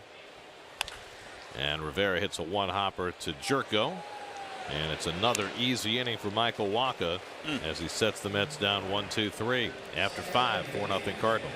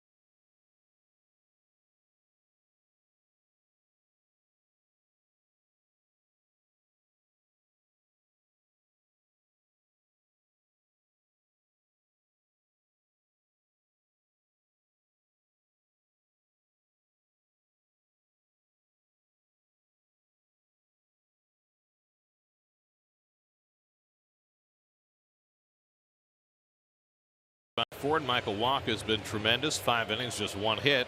Rafael Montero victimized early by his defense, couple of unearned runs.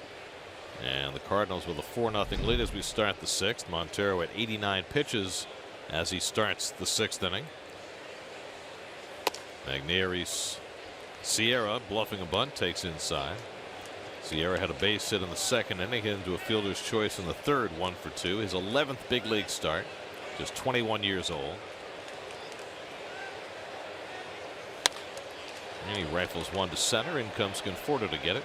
1 out.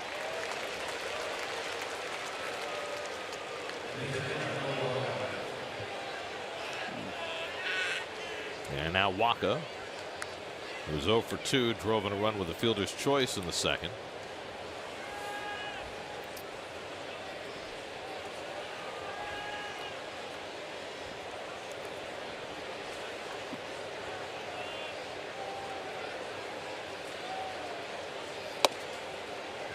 Did you guys see that a long streak came to an end last night in San Francisco?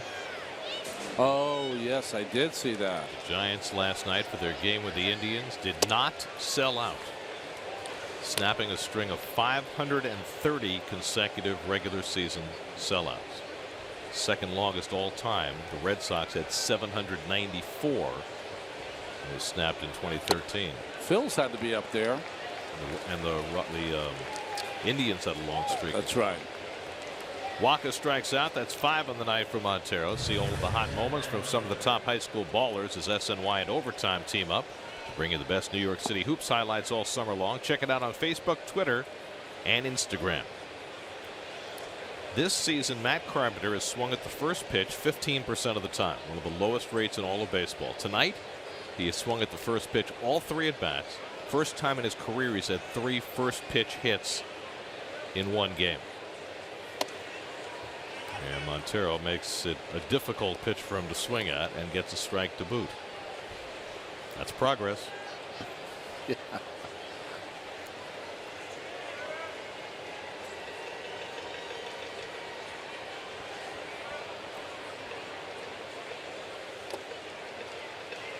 Game 3 of this series tomorrow night. Good pitching matchup. Jacob deGrom against Mike Leake. Coverage begins tomorrow night at 6 o'clock right here on SNY. City Probables. The Thursday game is a noontime start. That's Seth Lugo and Lance Lynn. But deGrom and Leake showcase tomorrow night. Fly ball left field. Cespedes in. Strong inning for Montero as he sets him down 1-2-3 on just 8 pitches. Still 4-0.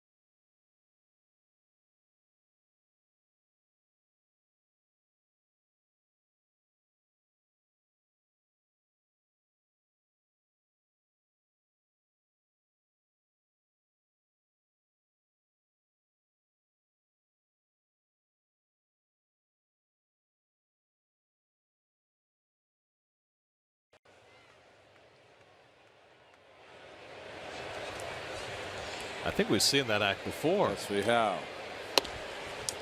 Curtis Granderson pinch hitting for Rafael Montero as we start the bottom of the 6th. Curtis pinch hit last night in the 9th inning and drew a leadoff walk. Trying to snap an 0 for 11 stretch and takes the curveball from Waka for ball 1. Waka's allowed just 1 hit. He's walked 1, struck out 5. Working with a 4-0 lead. Michael Conforto on deck, then Asdrubal Cabrera.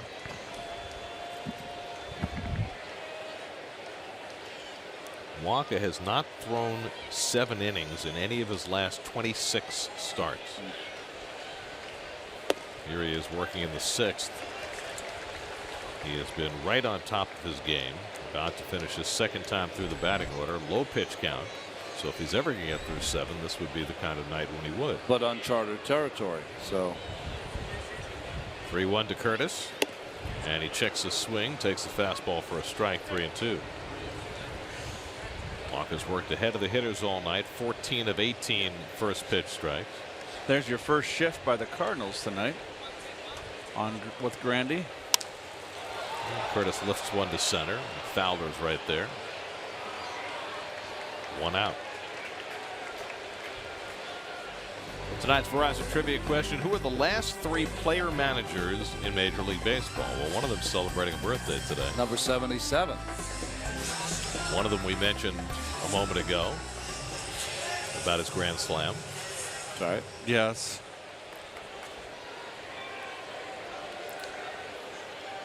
And I think the other one was in Cleveland, right? Oh, yes, Hall of Famer. When they wore, remember they had the red uniform. Yeah, the blood red uniform. They were so ugly. They were. Oh, they were hideous.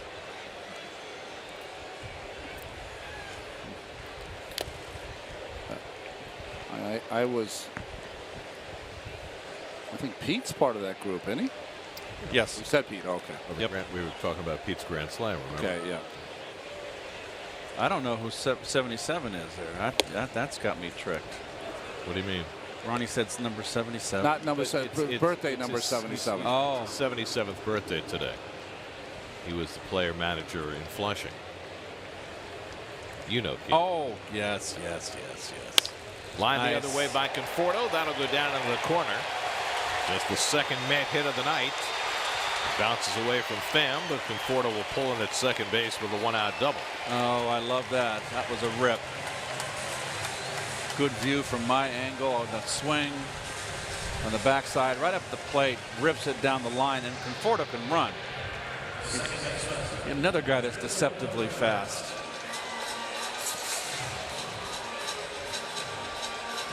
No, I love him when he uses the opposite field. Look at that. It's a thing of beauty. 15th double of the year for Conforto. So the Mets will try and get something working here against Waka.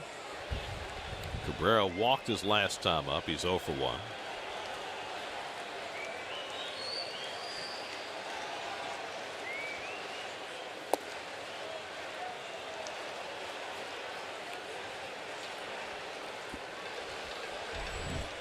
Cespedes on deck.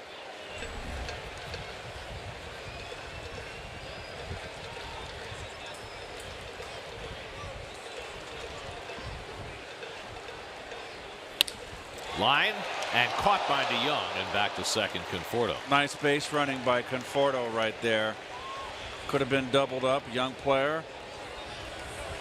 Good baseball instincts. Very good. Outstanding.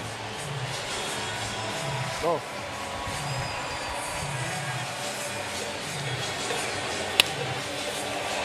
A lot of young players get doubled up on that. You know, it's so different now. I mean, think about the way some teams have shifted against Cabrera this year. That would have been easily a base hit. So now as a base runner, you have to be uber aware of where the fielders are at all times. Every pitch, because they can change on every pitch. Here's Cespedes with 2 out and a runner at second.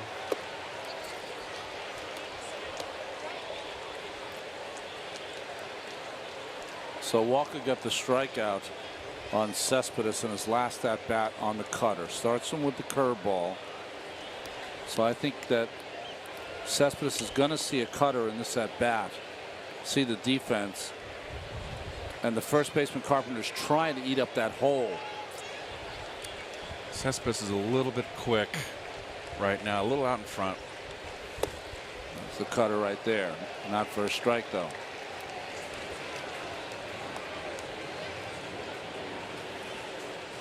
So it's a delicate place, Keith. Sorry, for a pitcher to be. You've got a 4-run lead. Don't want to walk anybody. It's 2-0 on the best hitter. Yeah, but you got to challenge him. Pulled down to third. Jerko picks it clean, and that retires the side. Walker works around the double by Conforto. He's got 6 scoreless innings. 4-0 St. Louis.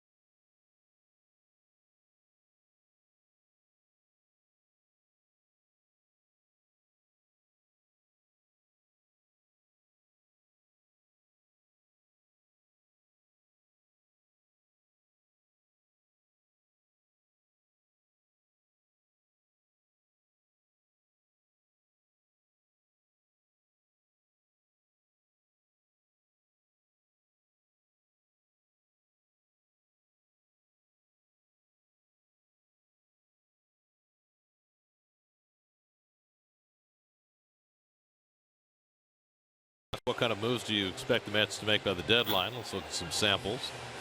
Selling, but not trading DeGrom, Conforto, or Bruce. Well,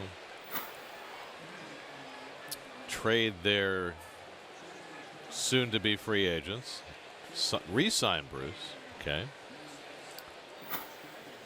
And VI Pete says trade DeGrom and get max value for him. Well, all are very interesting and valid opinions. The thing about the trade market these days, as Fernando Salas pitches the 7th, is that particularly when it comes to position players, and the trade of J.D. Martinez today would be an exception, teams are not giving up a lot for rental position players, and the Mets have rental position players, guys like Cabrera and Duda and Bruce, all of whom have expiring contracts. 2-0 to Pham. So if you want to get a big haul back, what you do is you trade a controllable player. But if you trade one of your best assets, a controllable player like DeGrom, how do you replace him?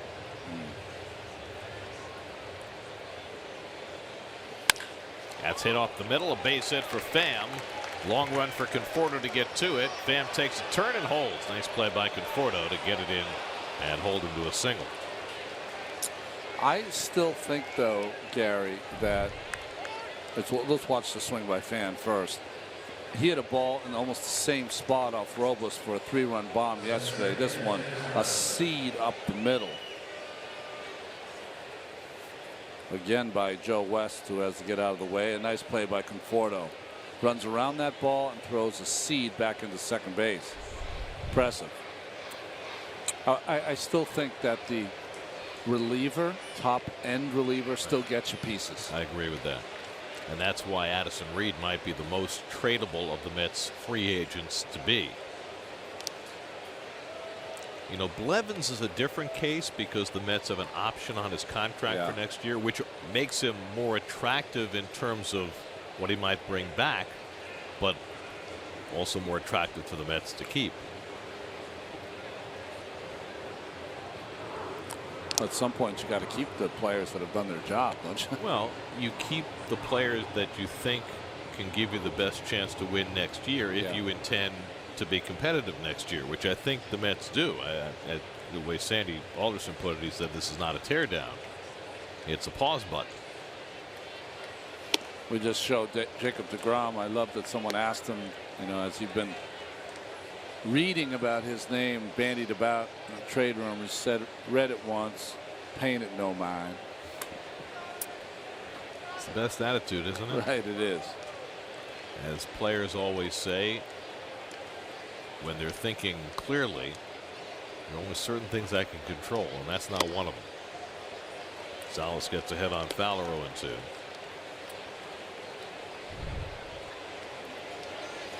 Or as Terry Collins said today, you're a New York Met until you're not. I know what that's like. 1991. Had to go into Frank Cashin's office.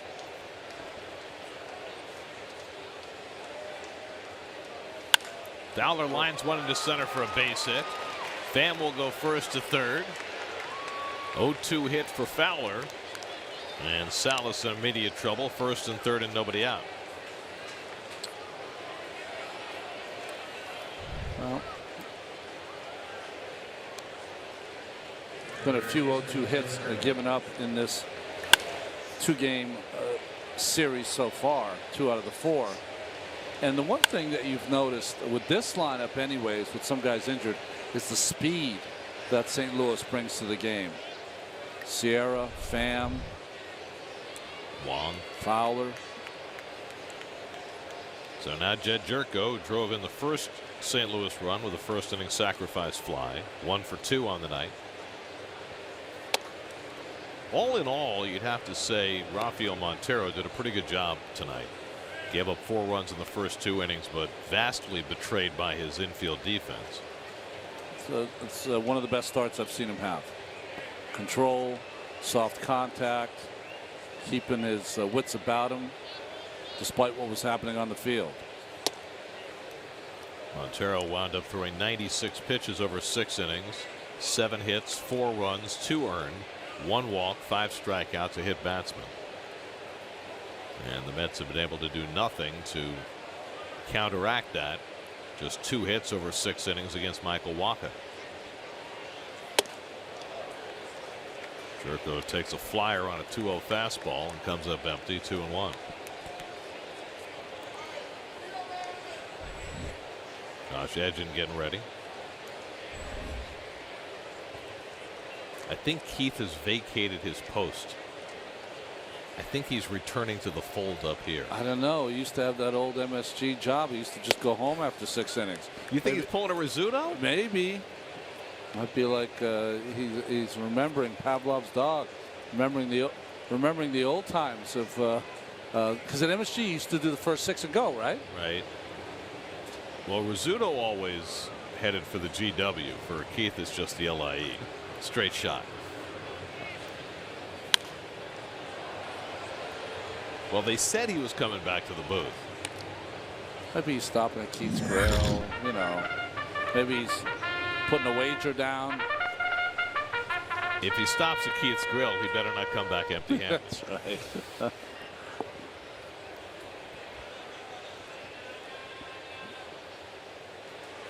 Salas last pitched on Sunday, gave up 2 runs in 2 innings of work.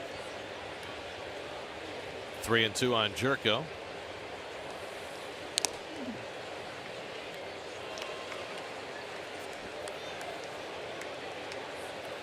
Well, Jerko's a hard guy to run on. He will strike out, but with a 3-0, 4-0 cushion, could be aggressive here. You got a fast man at third and Pham you got to be worried about. Struck him out. So Salas uses the slider to get Jerko for the first out of the inning. Let's check in with the studio. Eamon McEnany has another game break brought to you by the New York State Department of Health.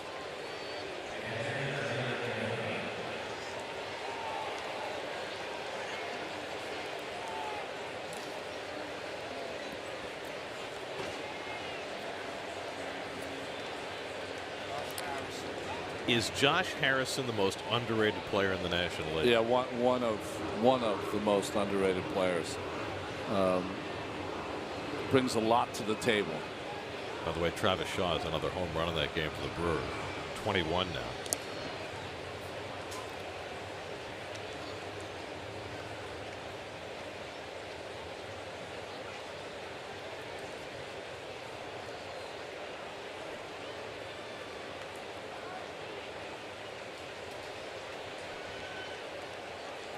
Molina 0 for 2 and a walk tonight.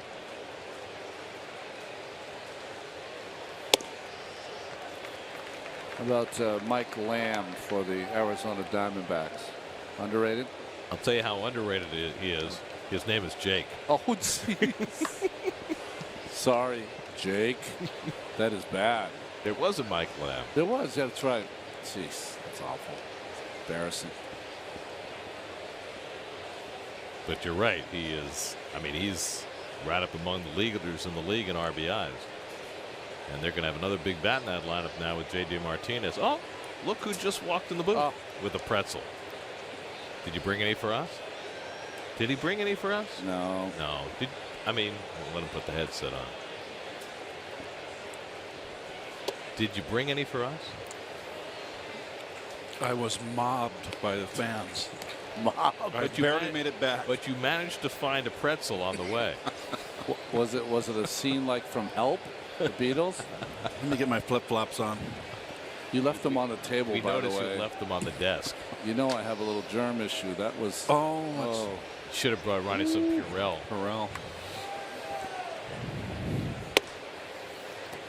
Should have won to Molina.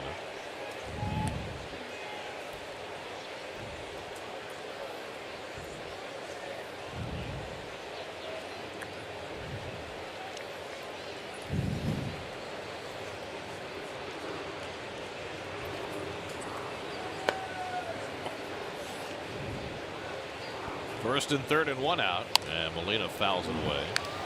2-2. Speaking of the Diamondbacks, they've put 8 runs on the board tonight and have the advantage in the Ray Romano matchup.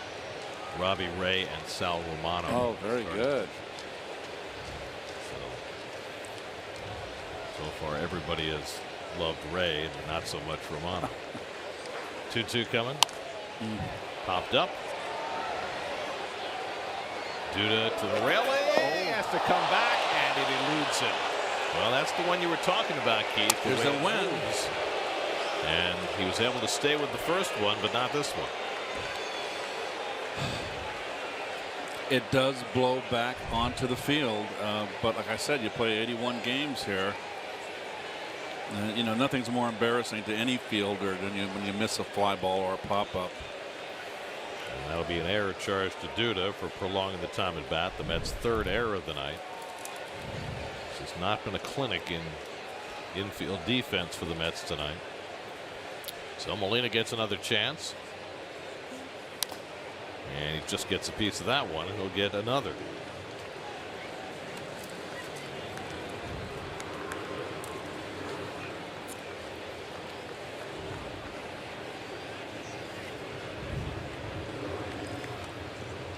I tell you what, it's a beautiful night tonight to watch a ball game. I mean, it was wonderful down there. Nice breeze. Seventh pitch from Salas, and Molina fouls another one.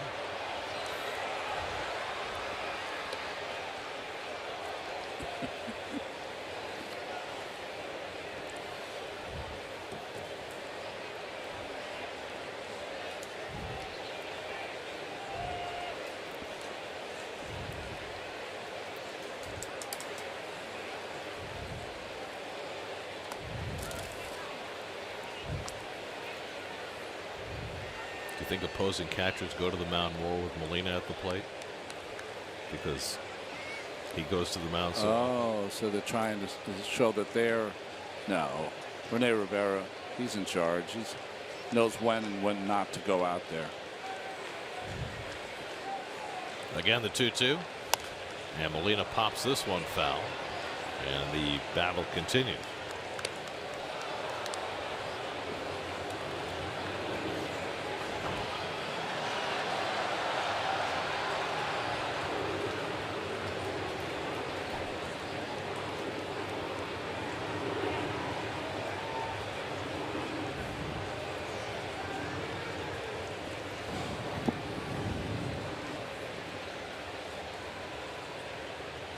Pitch number 9. Line into center field. Molina given an extra chance. Gets a base hit and drives in a run. Pham comes in to score. 5-0 St. Louis.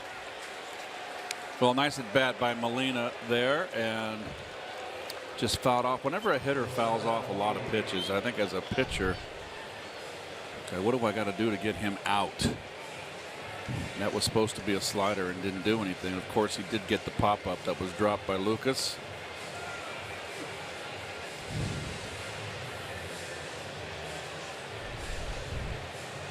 So 3 hits and a run for the Cardinals here in the 7th.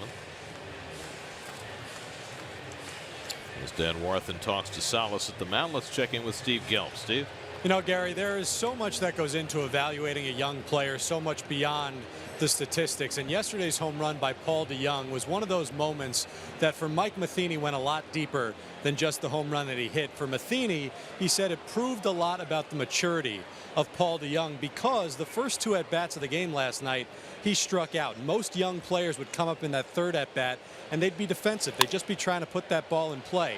DeJong, however, made the in-game adjustments that you want to see. He had been pull happy those first 2 at-bats. Instead, decided to try and use the middle of the field. Ended up staying in there and driving the ball to right center field for the home run. And for Matheny, that was just as important than the end result. He added a double to the right of center field tonight in his first at bat. Batting here with 2 men aboard and 1 out. And swings through the fastball, 0-2.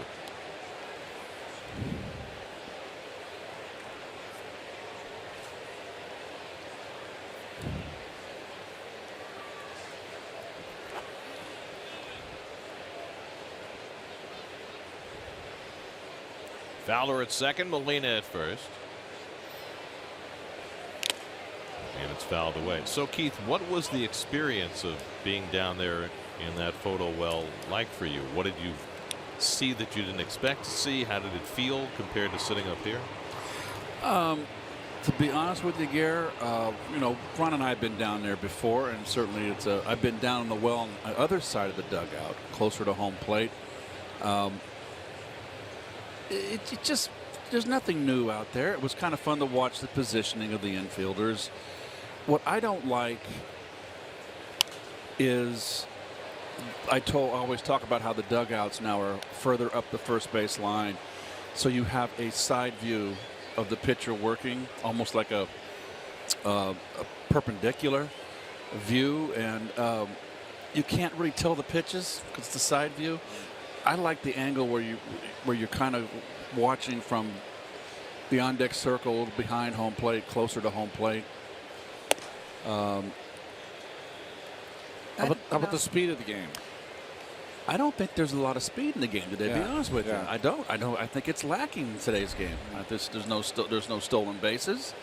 I don't see blazing speed.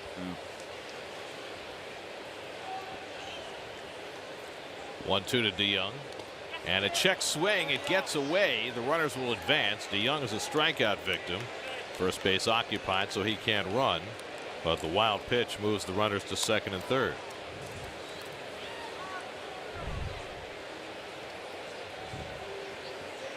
Yes. Oh, yeah. Big time. I do have a question for you about your experience, though, Keith, and I'll ask it after Terry Collins makes this pitching change. But one fascinating thing about your trip down to the photo booth that we absolutely have to address. Okay. Call to the bullpen brought to you by Verizon. Josh Edgin coming in, and we'll be right back. I didn't do anything wrong, did I? Not this time.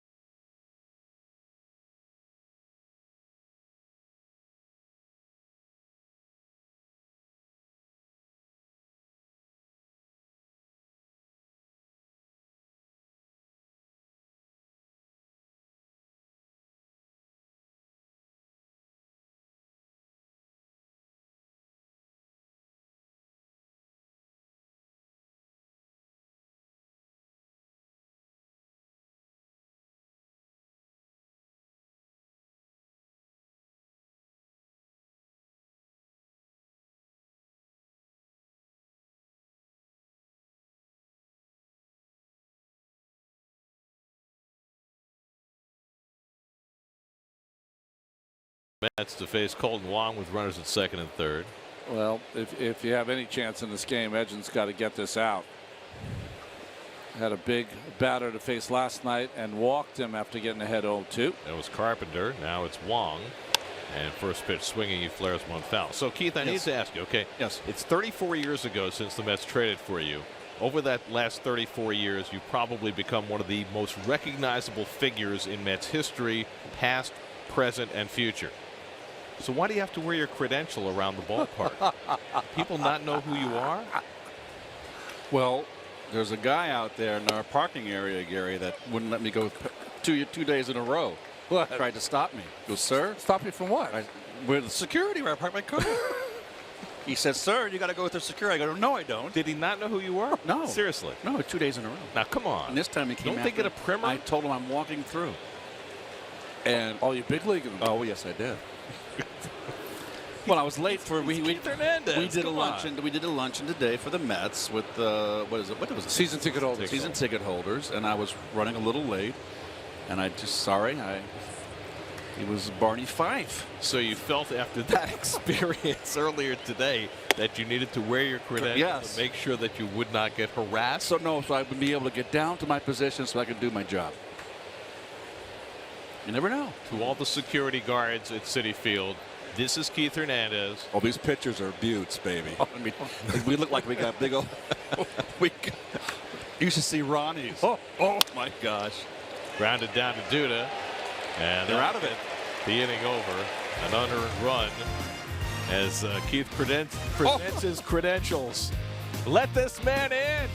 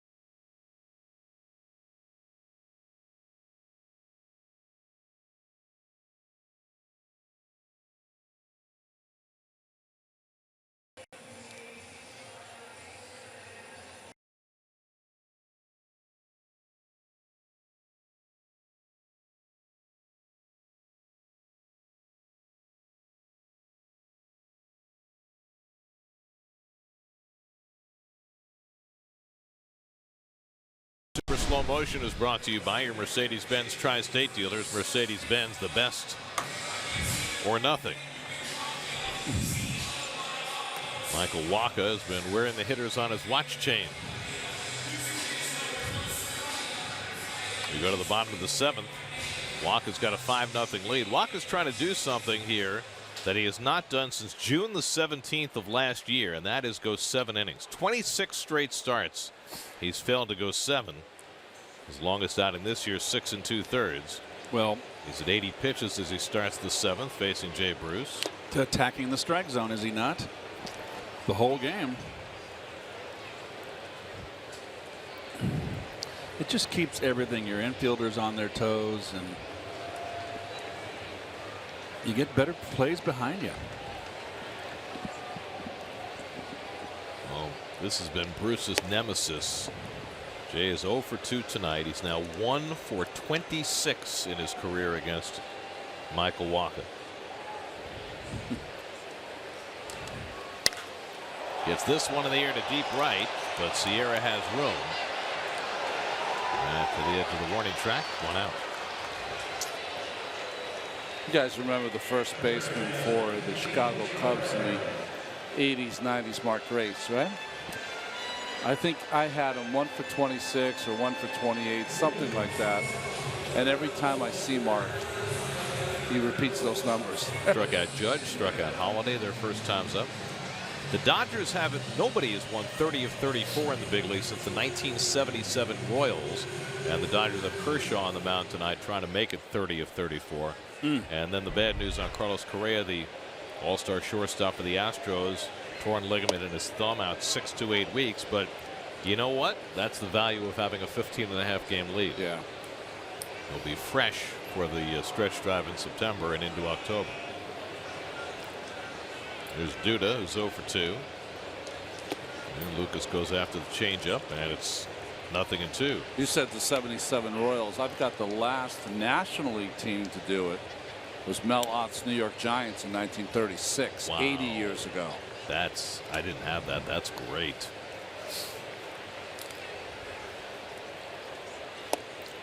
On 3 pitches, Wacha takes care of Duda.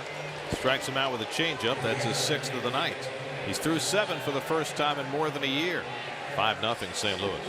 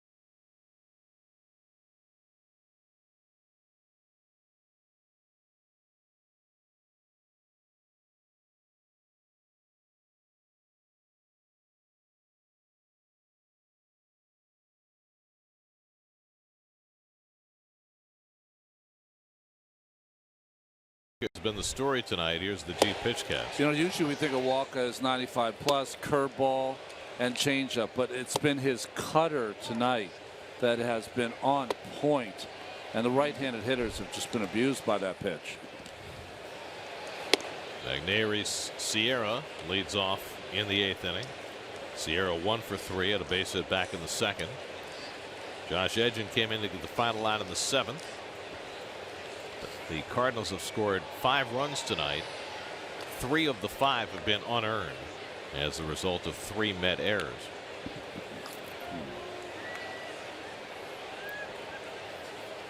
Well, Waka, who had not gone 7 in more than a year, is going to try to go further. He's out on deck.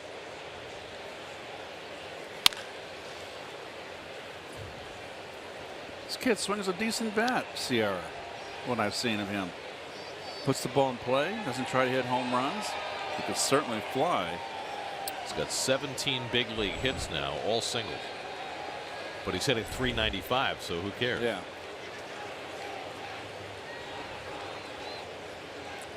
And he's got enough speed to turn singles into doubles. And he doesn't seem intimidated by the lefty-lefty matchup, right? And he's 21 and just up from Double-A. That's a big jump.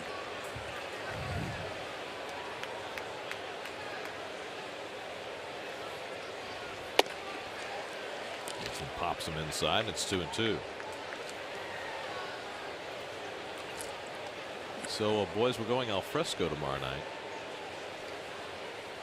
Oh, How do you that's mean? a, What do that's you a mean? little scary. I know, outdoors. Rolled out to Cabrera, 1 out. Stuck on the train? Don't miss the game. Watch every SNY Mets game wherever you are on any device all season long with live streaming presented by Verizon. Just download the NBC Sports app or visit SNY.TV. Your home for live streaming coverage of every SNY Mets game. Yeah, we're moving up to the Promenade tomorrow night. Where I think we did a game there. Was it last year or the year before?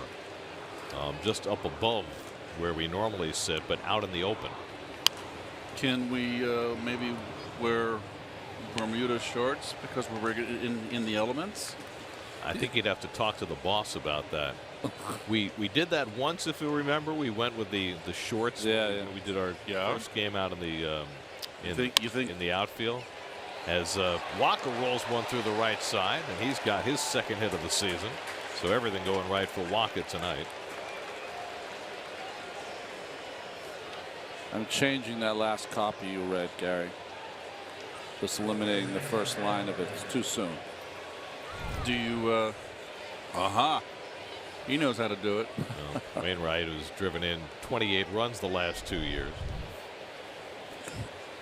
His protege Waka, just as Wainwright was the protege of Chris Carpenter. That's right. They have really passed the torch this last decade or so. Neil Ramirez up in the Mets bullpen.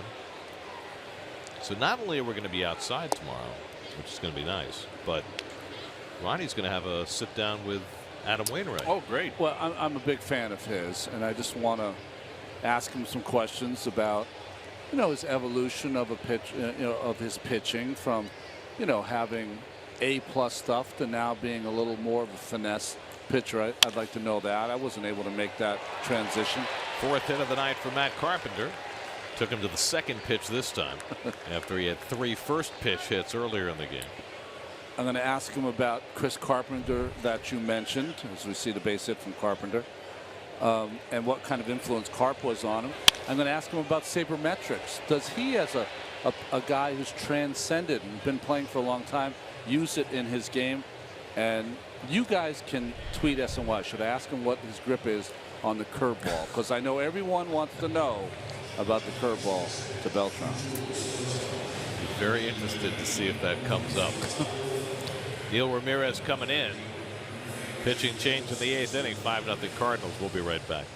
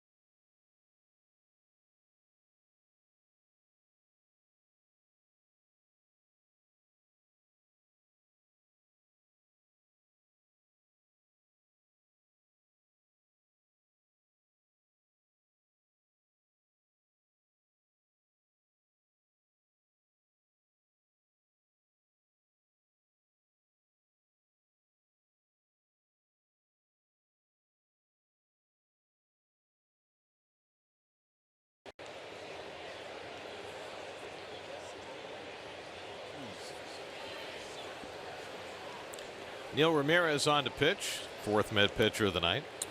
Well, Mets with the parade of relievers here trying to stop the Tide and give themselves a chance to get back in this ball game. Neil gave up a 2-run homer to Gerardo Parra on Sunday in his last outing.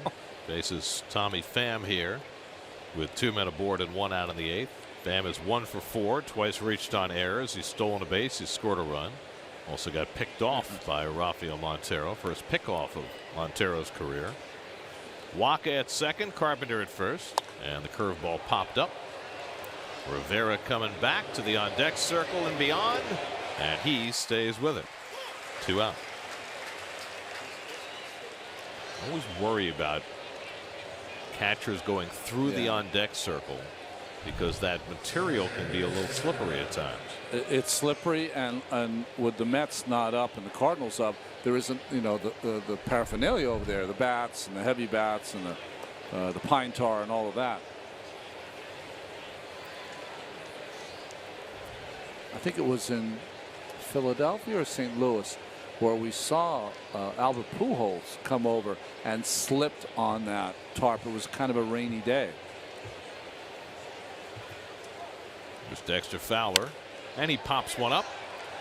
TJ Rivera into fair territory. One hands it. That was dangerous. Side retired. 2 hits, 2 left. That's try and snap the 0 in the bottom of the 8th.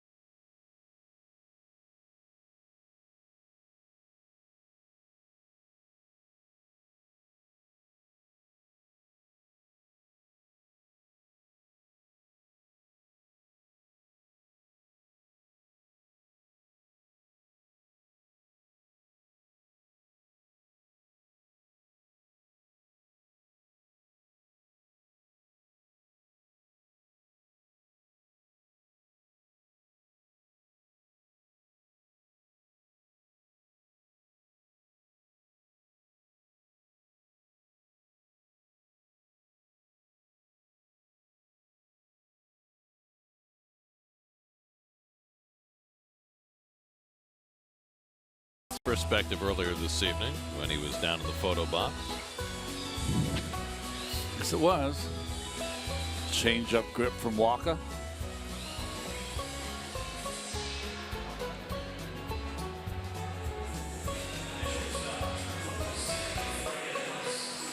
Oh, Boy, you look really intense there. nice.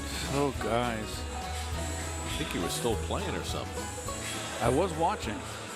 What were you looking at?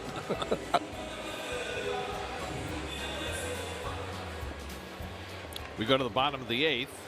Michael Wacha is still out there. Hasn't gone 8 innings since May of last year. This is the first time he's gone 7 since June of last year. Jose Reyes leads off and takes a fastball for a strike.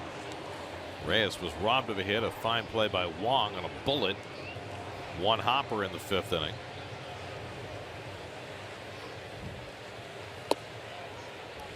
Reyes has been a tough out for better than a month now. Pretty much ever since he moved back to shortstop.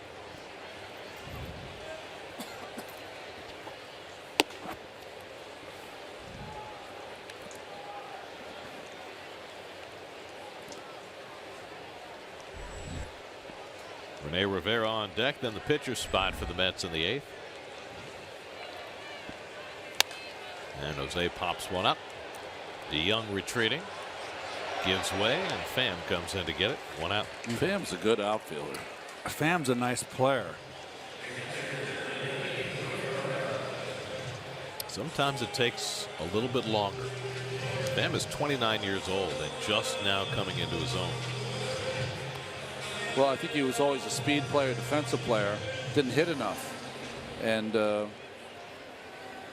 now he is.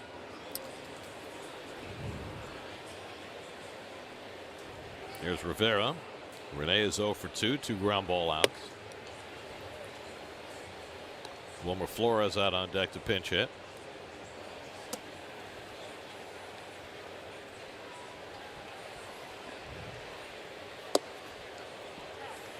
You know, we haven't mentioned it, but when you watch Michael Walker throw, he's very unique and unusual because he throws straight over the top. Very few pitchers do that anymore. Most guys are a little more 3/4, including all the Mets pitchers, even Noah Syndergaard. But Walker is, I can't think of anyone.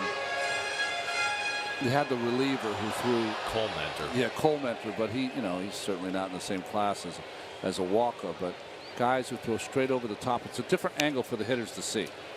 Jim Bouton back in the day. Jim Bouton, Jim Palmer back in the day. It's a very hard thing to do. Tom Brebbia, Kevin Segrist up in the Cardinal bullpen.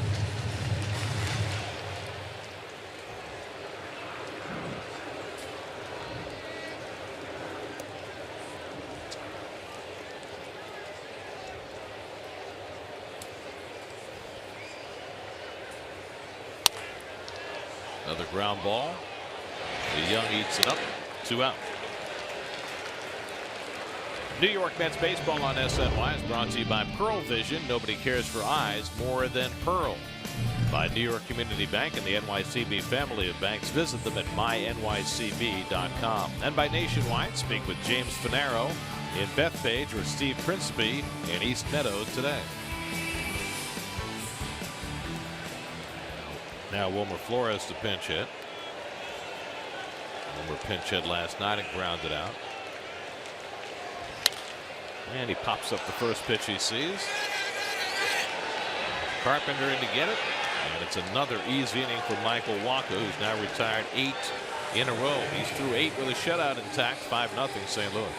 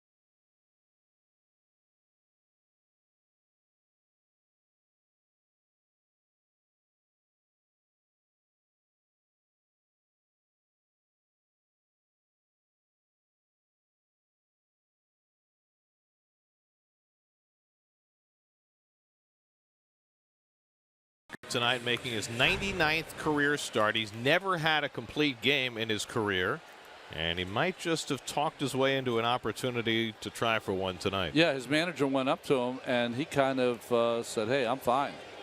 You don't get many chances to have a chance at a shutout, and in today's game, it's almost non-existent. Also, Robles, who got a rude greeting in his return to the Mets last night when he gave up a bomb for home run to Tommy Pham, will come right back out and pitch tonight. Jed Jerko, first man to face him in the top of the ninth. Jerko's 1 for 3 in a sacrifice fly, and he nubs the slider foul.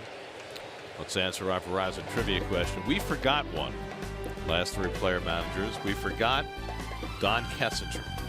1979 with the White Sox.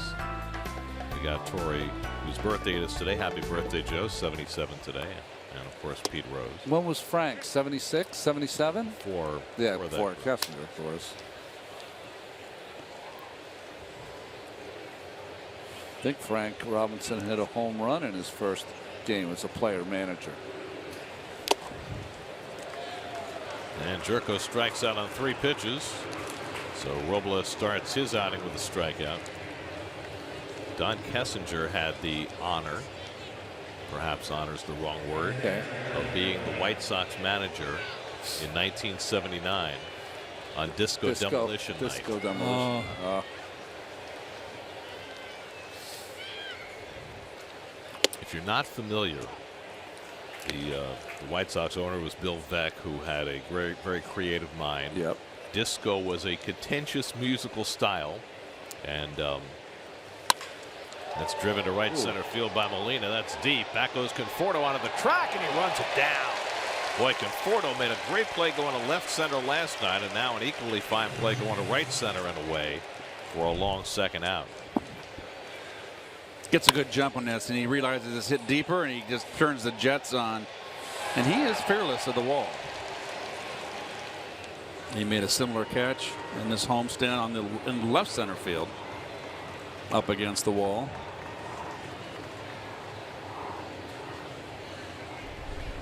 So 2 out now, Paul DeYoung. Anyway, they had a promotion where they encouraged fans to bring disco records that they would burn between games of a doubleheader.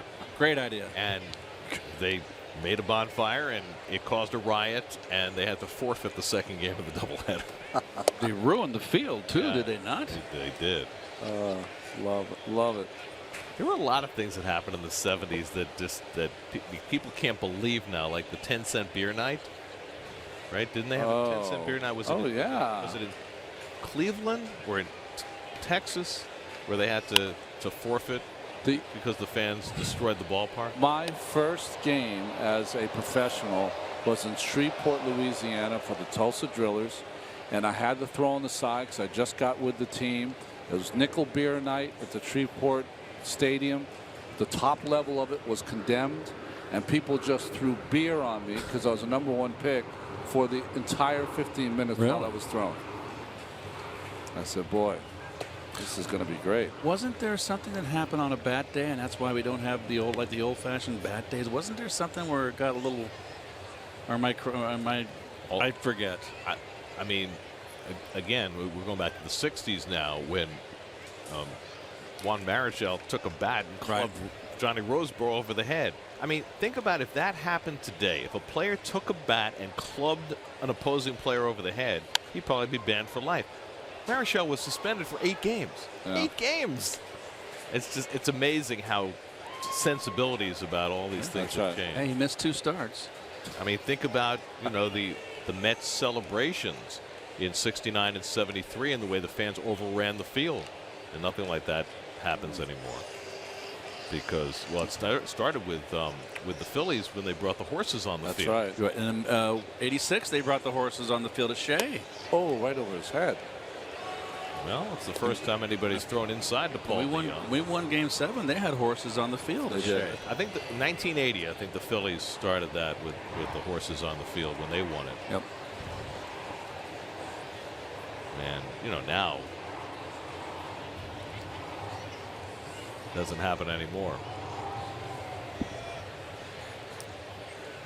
2-2 coming. Gets ahead of that one and pulls it up in the promenade. Coming up on Geico Sportsnet after the post game. Trade deadline 13 days away. Rangers have a new player. That's the New York Rangers.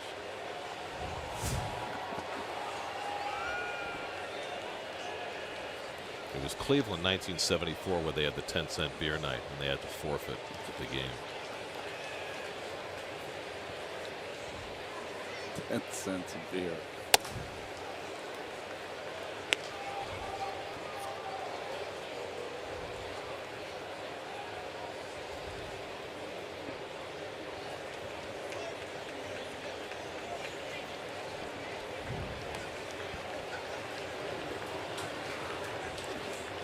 Ninth pitch to DeYoung, and he got him looking. Side retired. So a better inning for Hansel Robles. 1-2-3 with a couple of strikeouts. Yeah, remember this? Celebrations on the field, including the fans. Where are you, Gary? Oh my gosh. in the multitudes. Oh.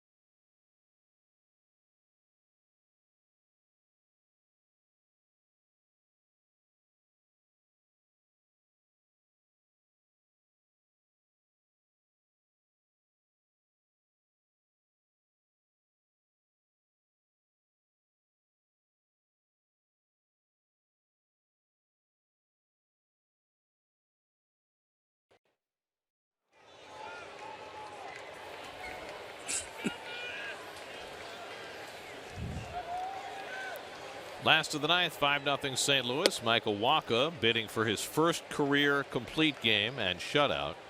He's held the Mets to just 2 hits tonight. Conforto has one of the 2, an opposite field double in the 6th. Wacha's faced just 3 over the minimum.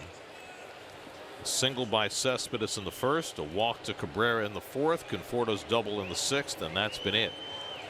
He has struck out 6. Mets have already been 1 hit once this year. They've been 2 hit twice. They've only been shut out 3 times all told.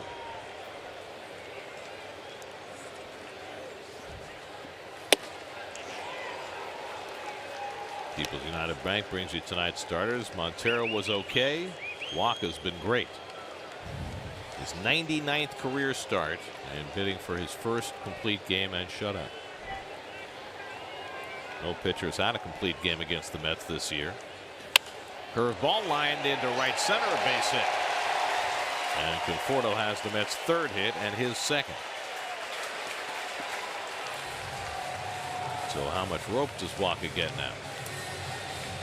Well, I really thought it was going to be have to be kind of a clean inning for him to get that shutout and complete game, but gives up a hit to Conforto, his 2nd of the night. Up with the curveball. 102 pitches now, Wacha, the most he's thrown this year. He's had as many as 114 in a game in his career.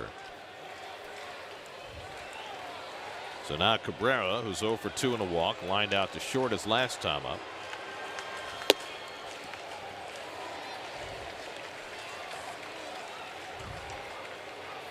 Cardinals get some more bullpen action going. I figure he gets one more base runner. Yes. Agreed.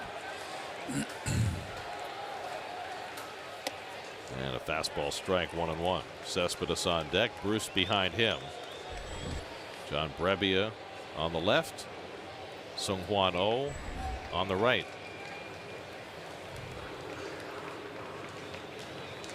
Brebbia and the Stone Buddha.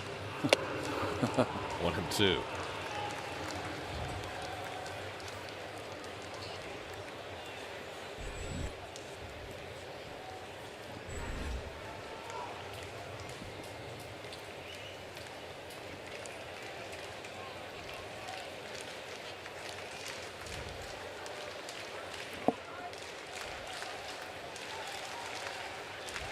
One-two coming. Bounces away from Molina, and down to second goes Conforto. That one caught Molina in the hand, I believe. Change up. Just ran up his Yeah, got his thumb and forearm. And signed by Walker. Wanted to know what the count was, or at least be assured that the count was 2-2. Second wild pitch of the night for Walker. So a runner in scoring position with nobody out. 2-2 to Cabrera, and he bounces one foul.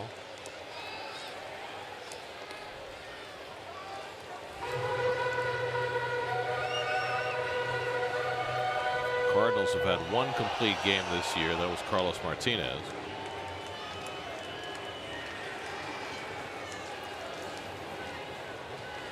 Yeah, the guy with the hair. Jeez. Struck him out. Walker fans Cabrera with the cutter. Going and hitting. Do you see that, Keith? I just think he's in the first major slump in the Met uniform, and he'll eventually come out of it. I can't say that he's been out in front, which is normally the first indicator, but he's been having a little bit of trouble with that outside corner pitch.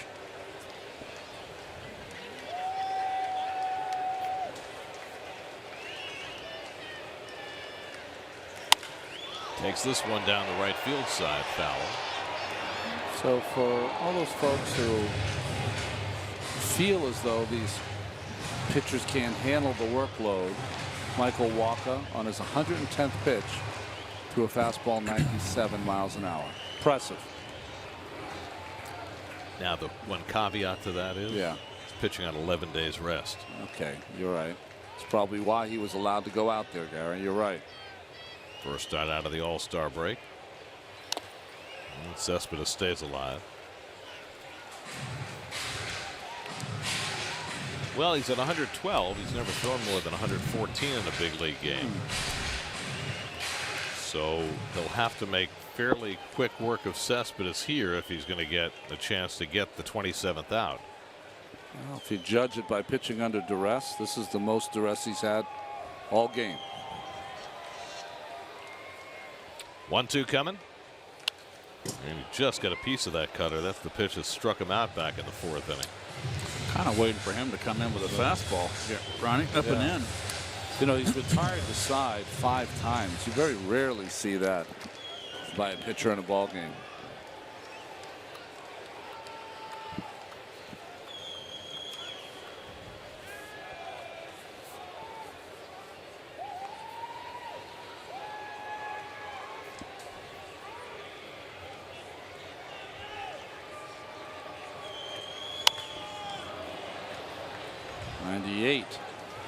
He wants to preserve that shutout, so keep the ball away. You want to take me deep. I think Cespedes could be. Everything's been away. Up and in right now would be a good pitch. If you give it up, you give it up. It's 5-2.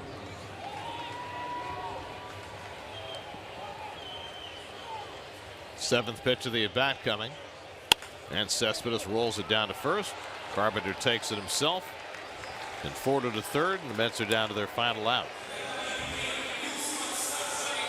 And now Mike Matheny has to decide, does he leave Walker in for the last out when he's already at his career high in pitches thrown? He's going to face a guy who's 1 for 27 against him, so I guess if you're going to leave him in, it's the perfect guy to face. Bruce is 0 for 3 tonight, a ground out and 2 fly balls. 1 for 27 against Walker in his career.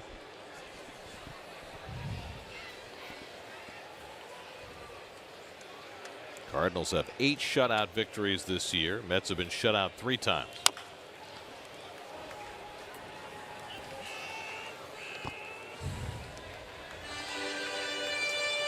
See his uniform, just a darker color, drenched with sweat.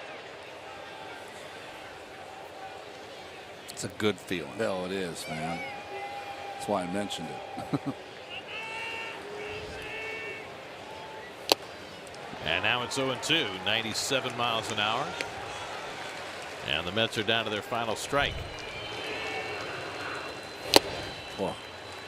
Some petrol. Michael Wacha, 26 years old, from Texas A&M, dealing tonight.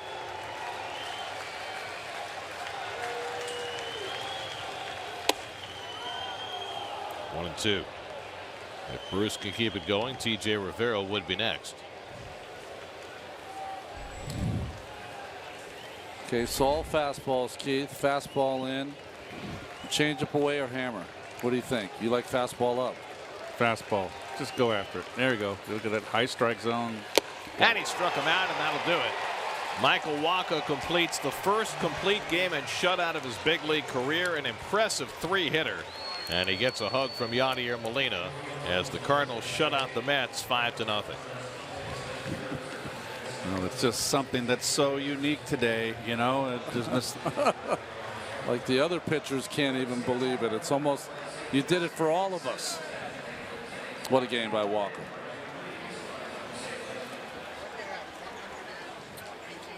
Mets started out a little sloppy, couldn't recover because of Walker's excellence.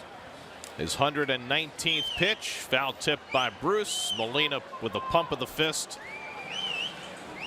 Michael Wacha walked 1. He struck out 8. No runs, 3 hits.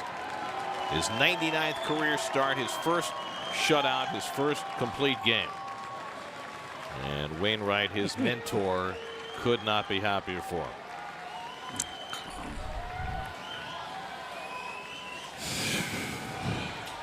Mets lose their 3rd in a row, 8 of their last 11. Their 50th loss of the season. The game's presented by Verizon. Wacha the story tonight. First career complete game. Montero betrayed by his defense in the first 2 innings. Allowed a couple of unearned runs. Plenty for the Cardinals tonight as they creep within a game of 500 and win it 5-0. SNY Super Slow Motion brought to you by your Mercedes-Benz Tri-State dealers. Mercedes-Benz, the best or nothing.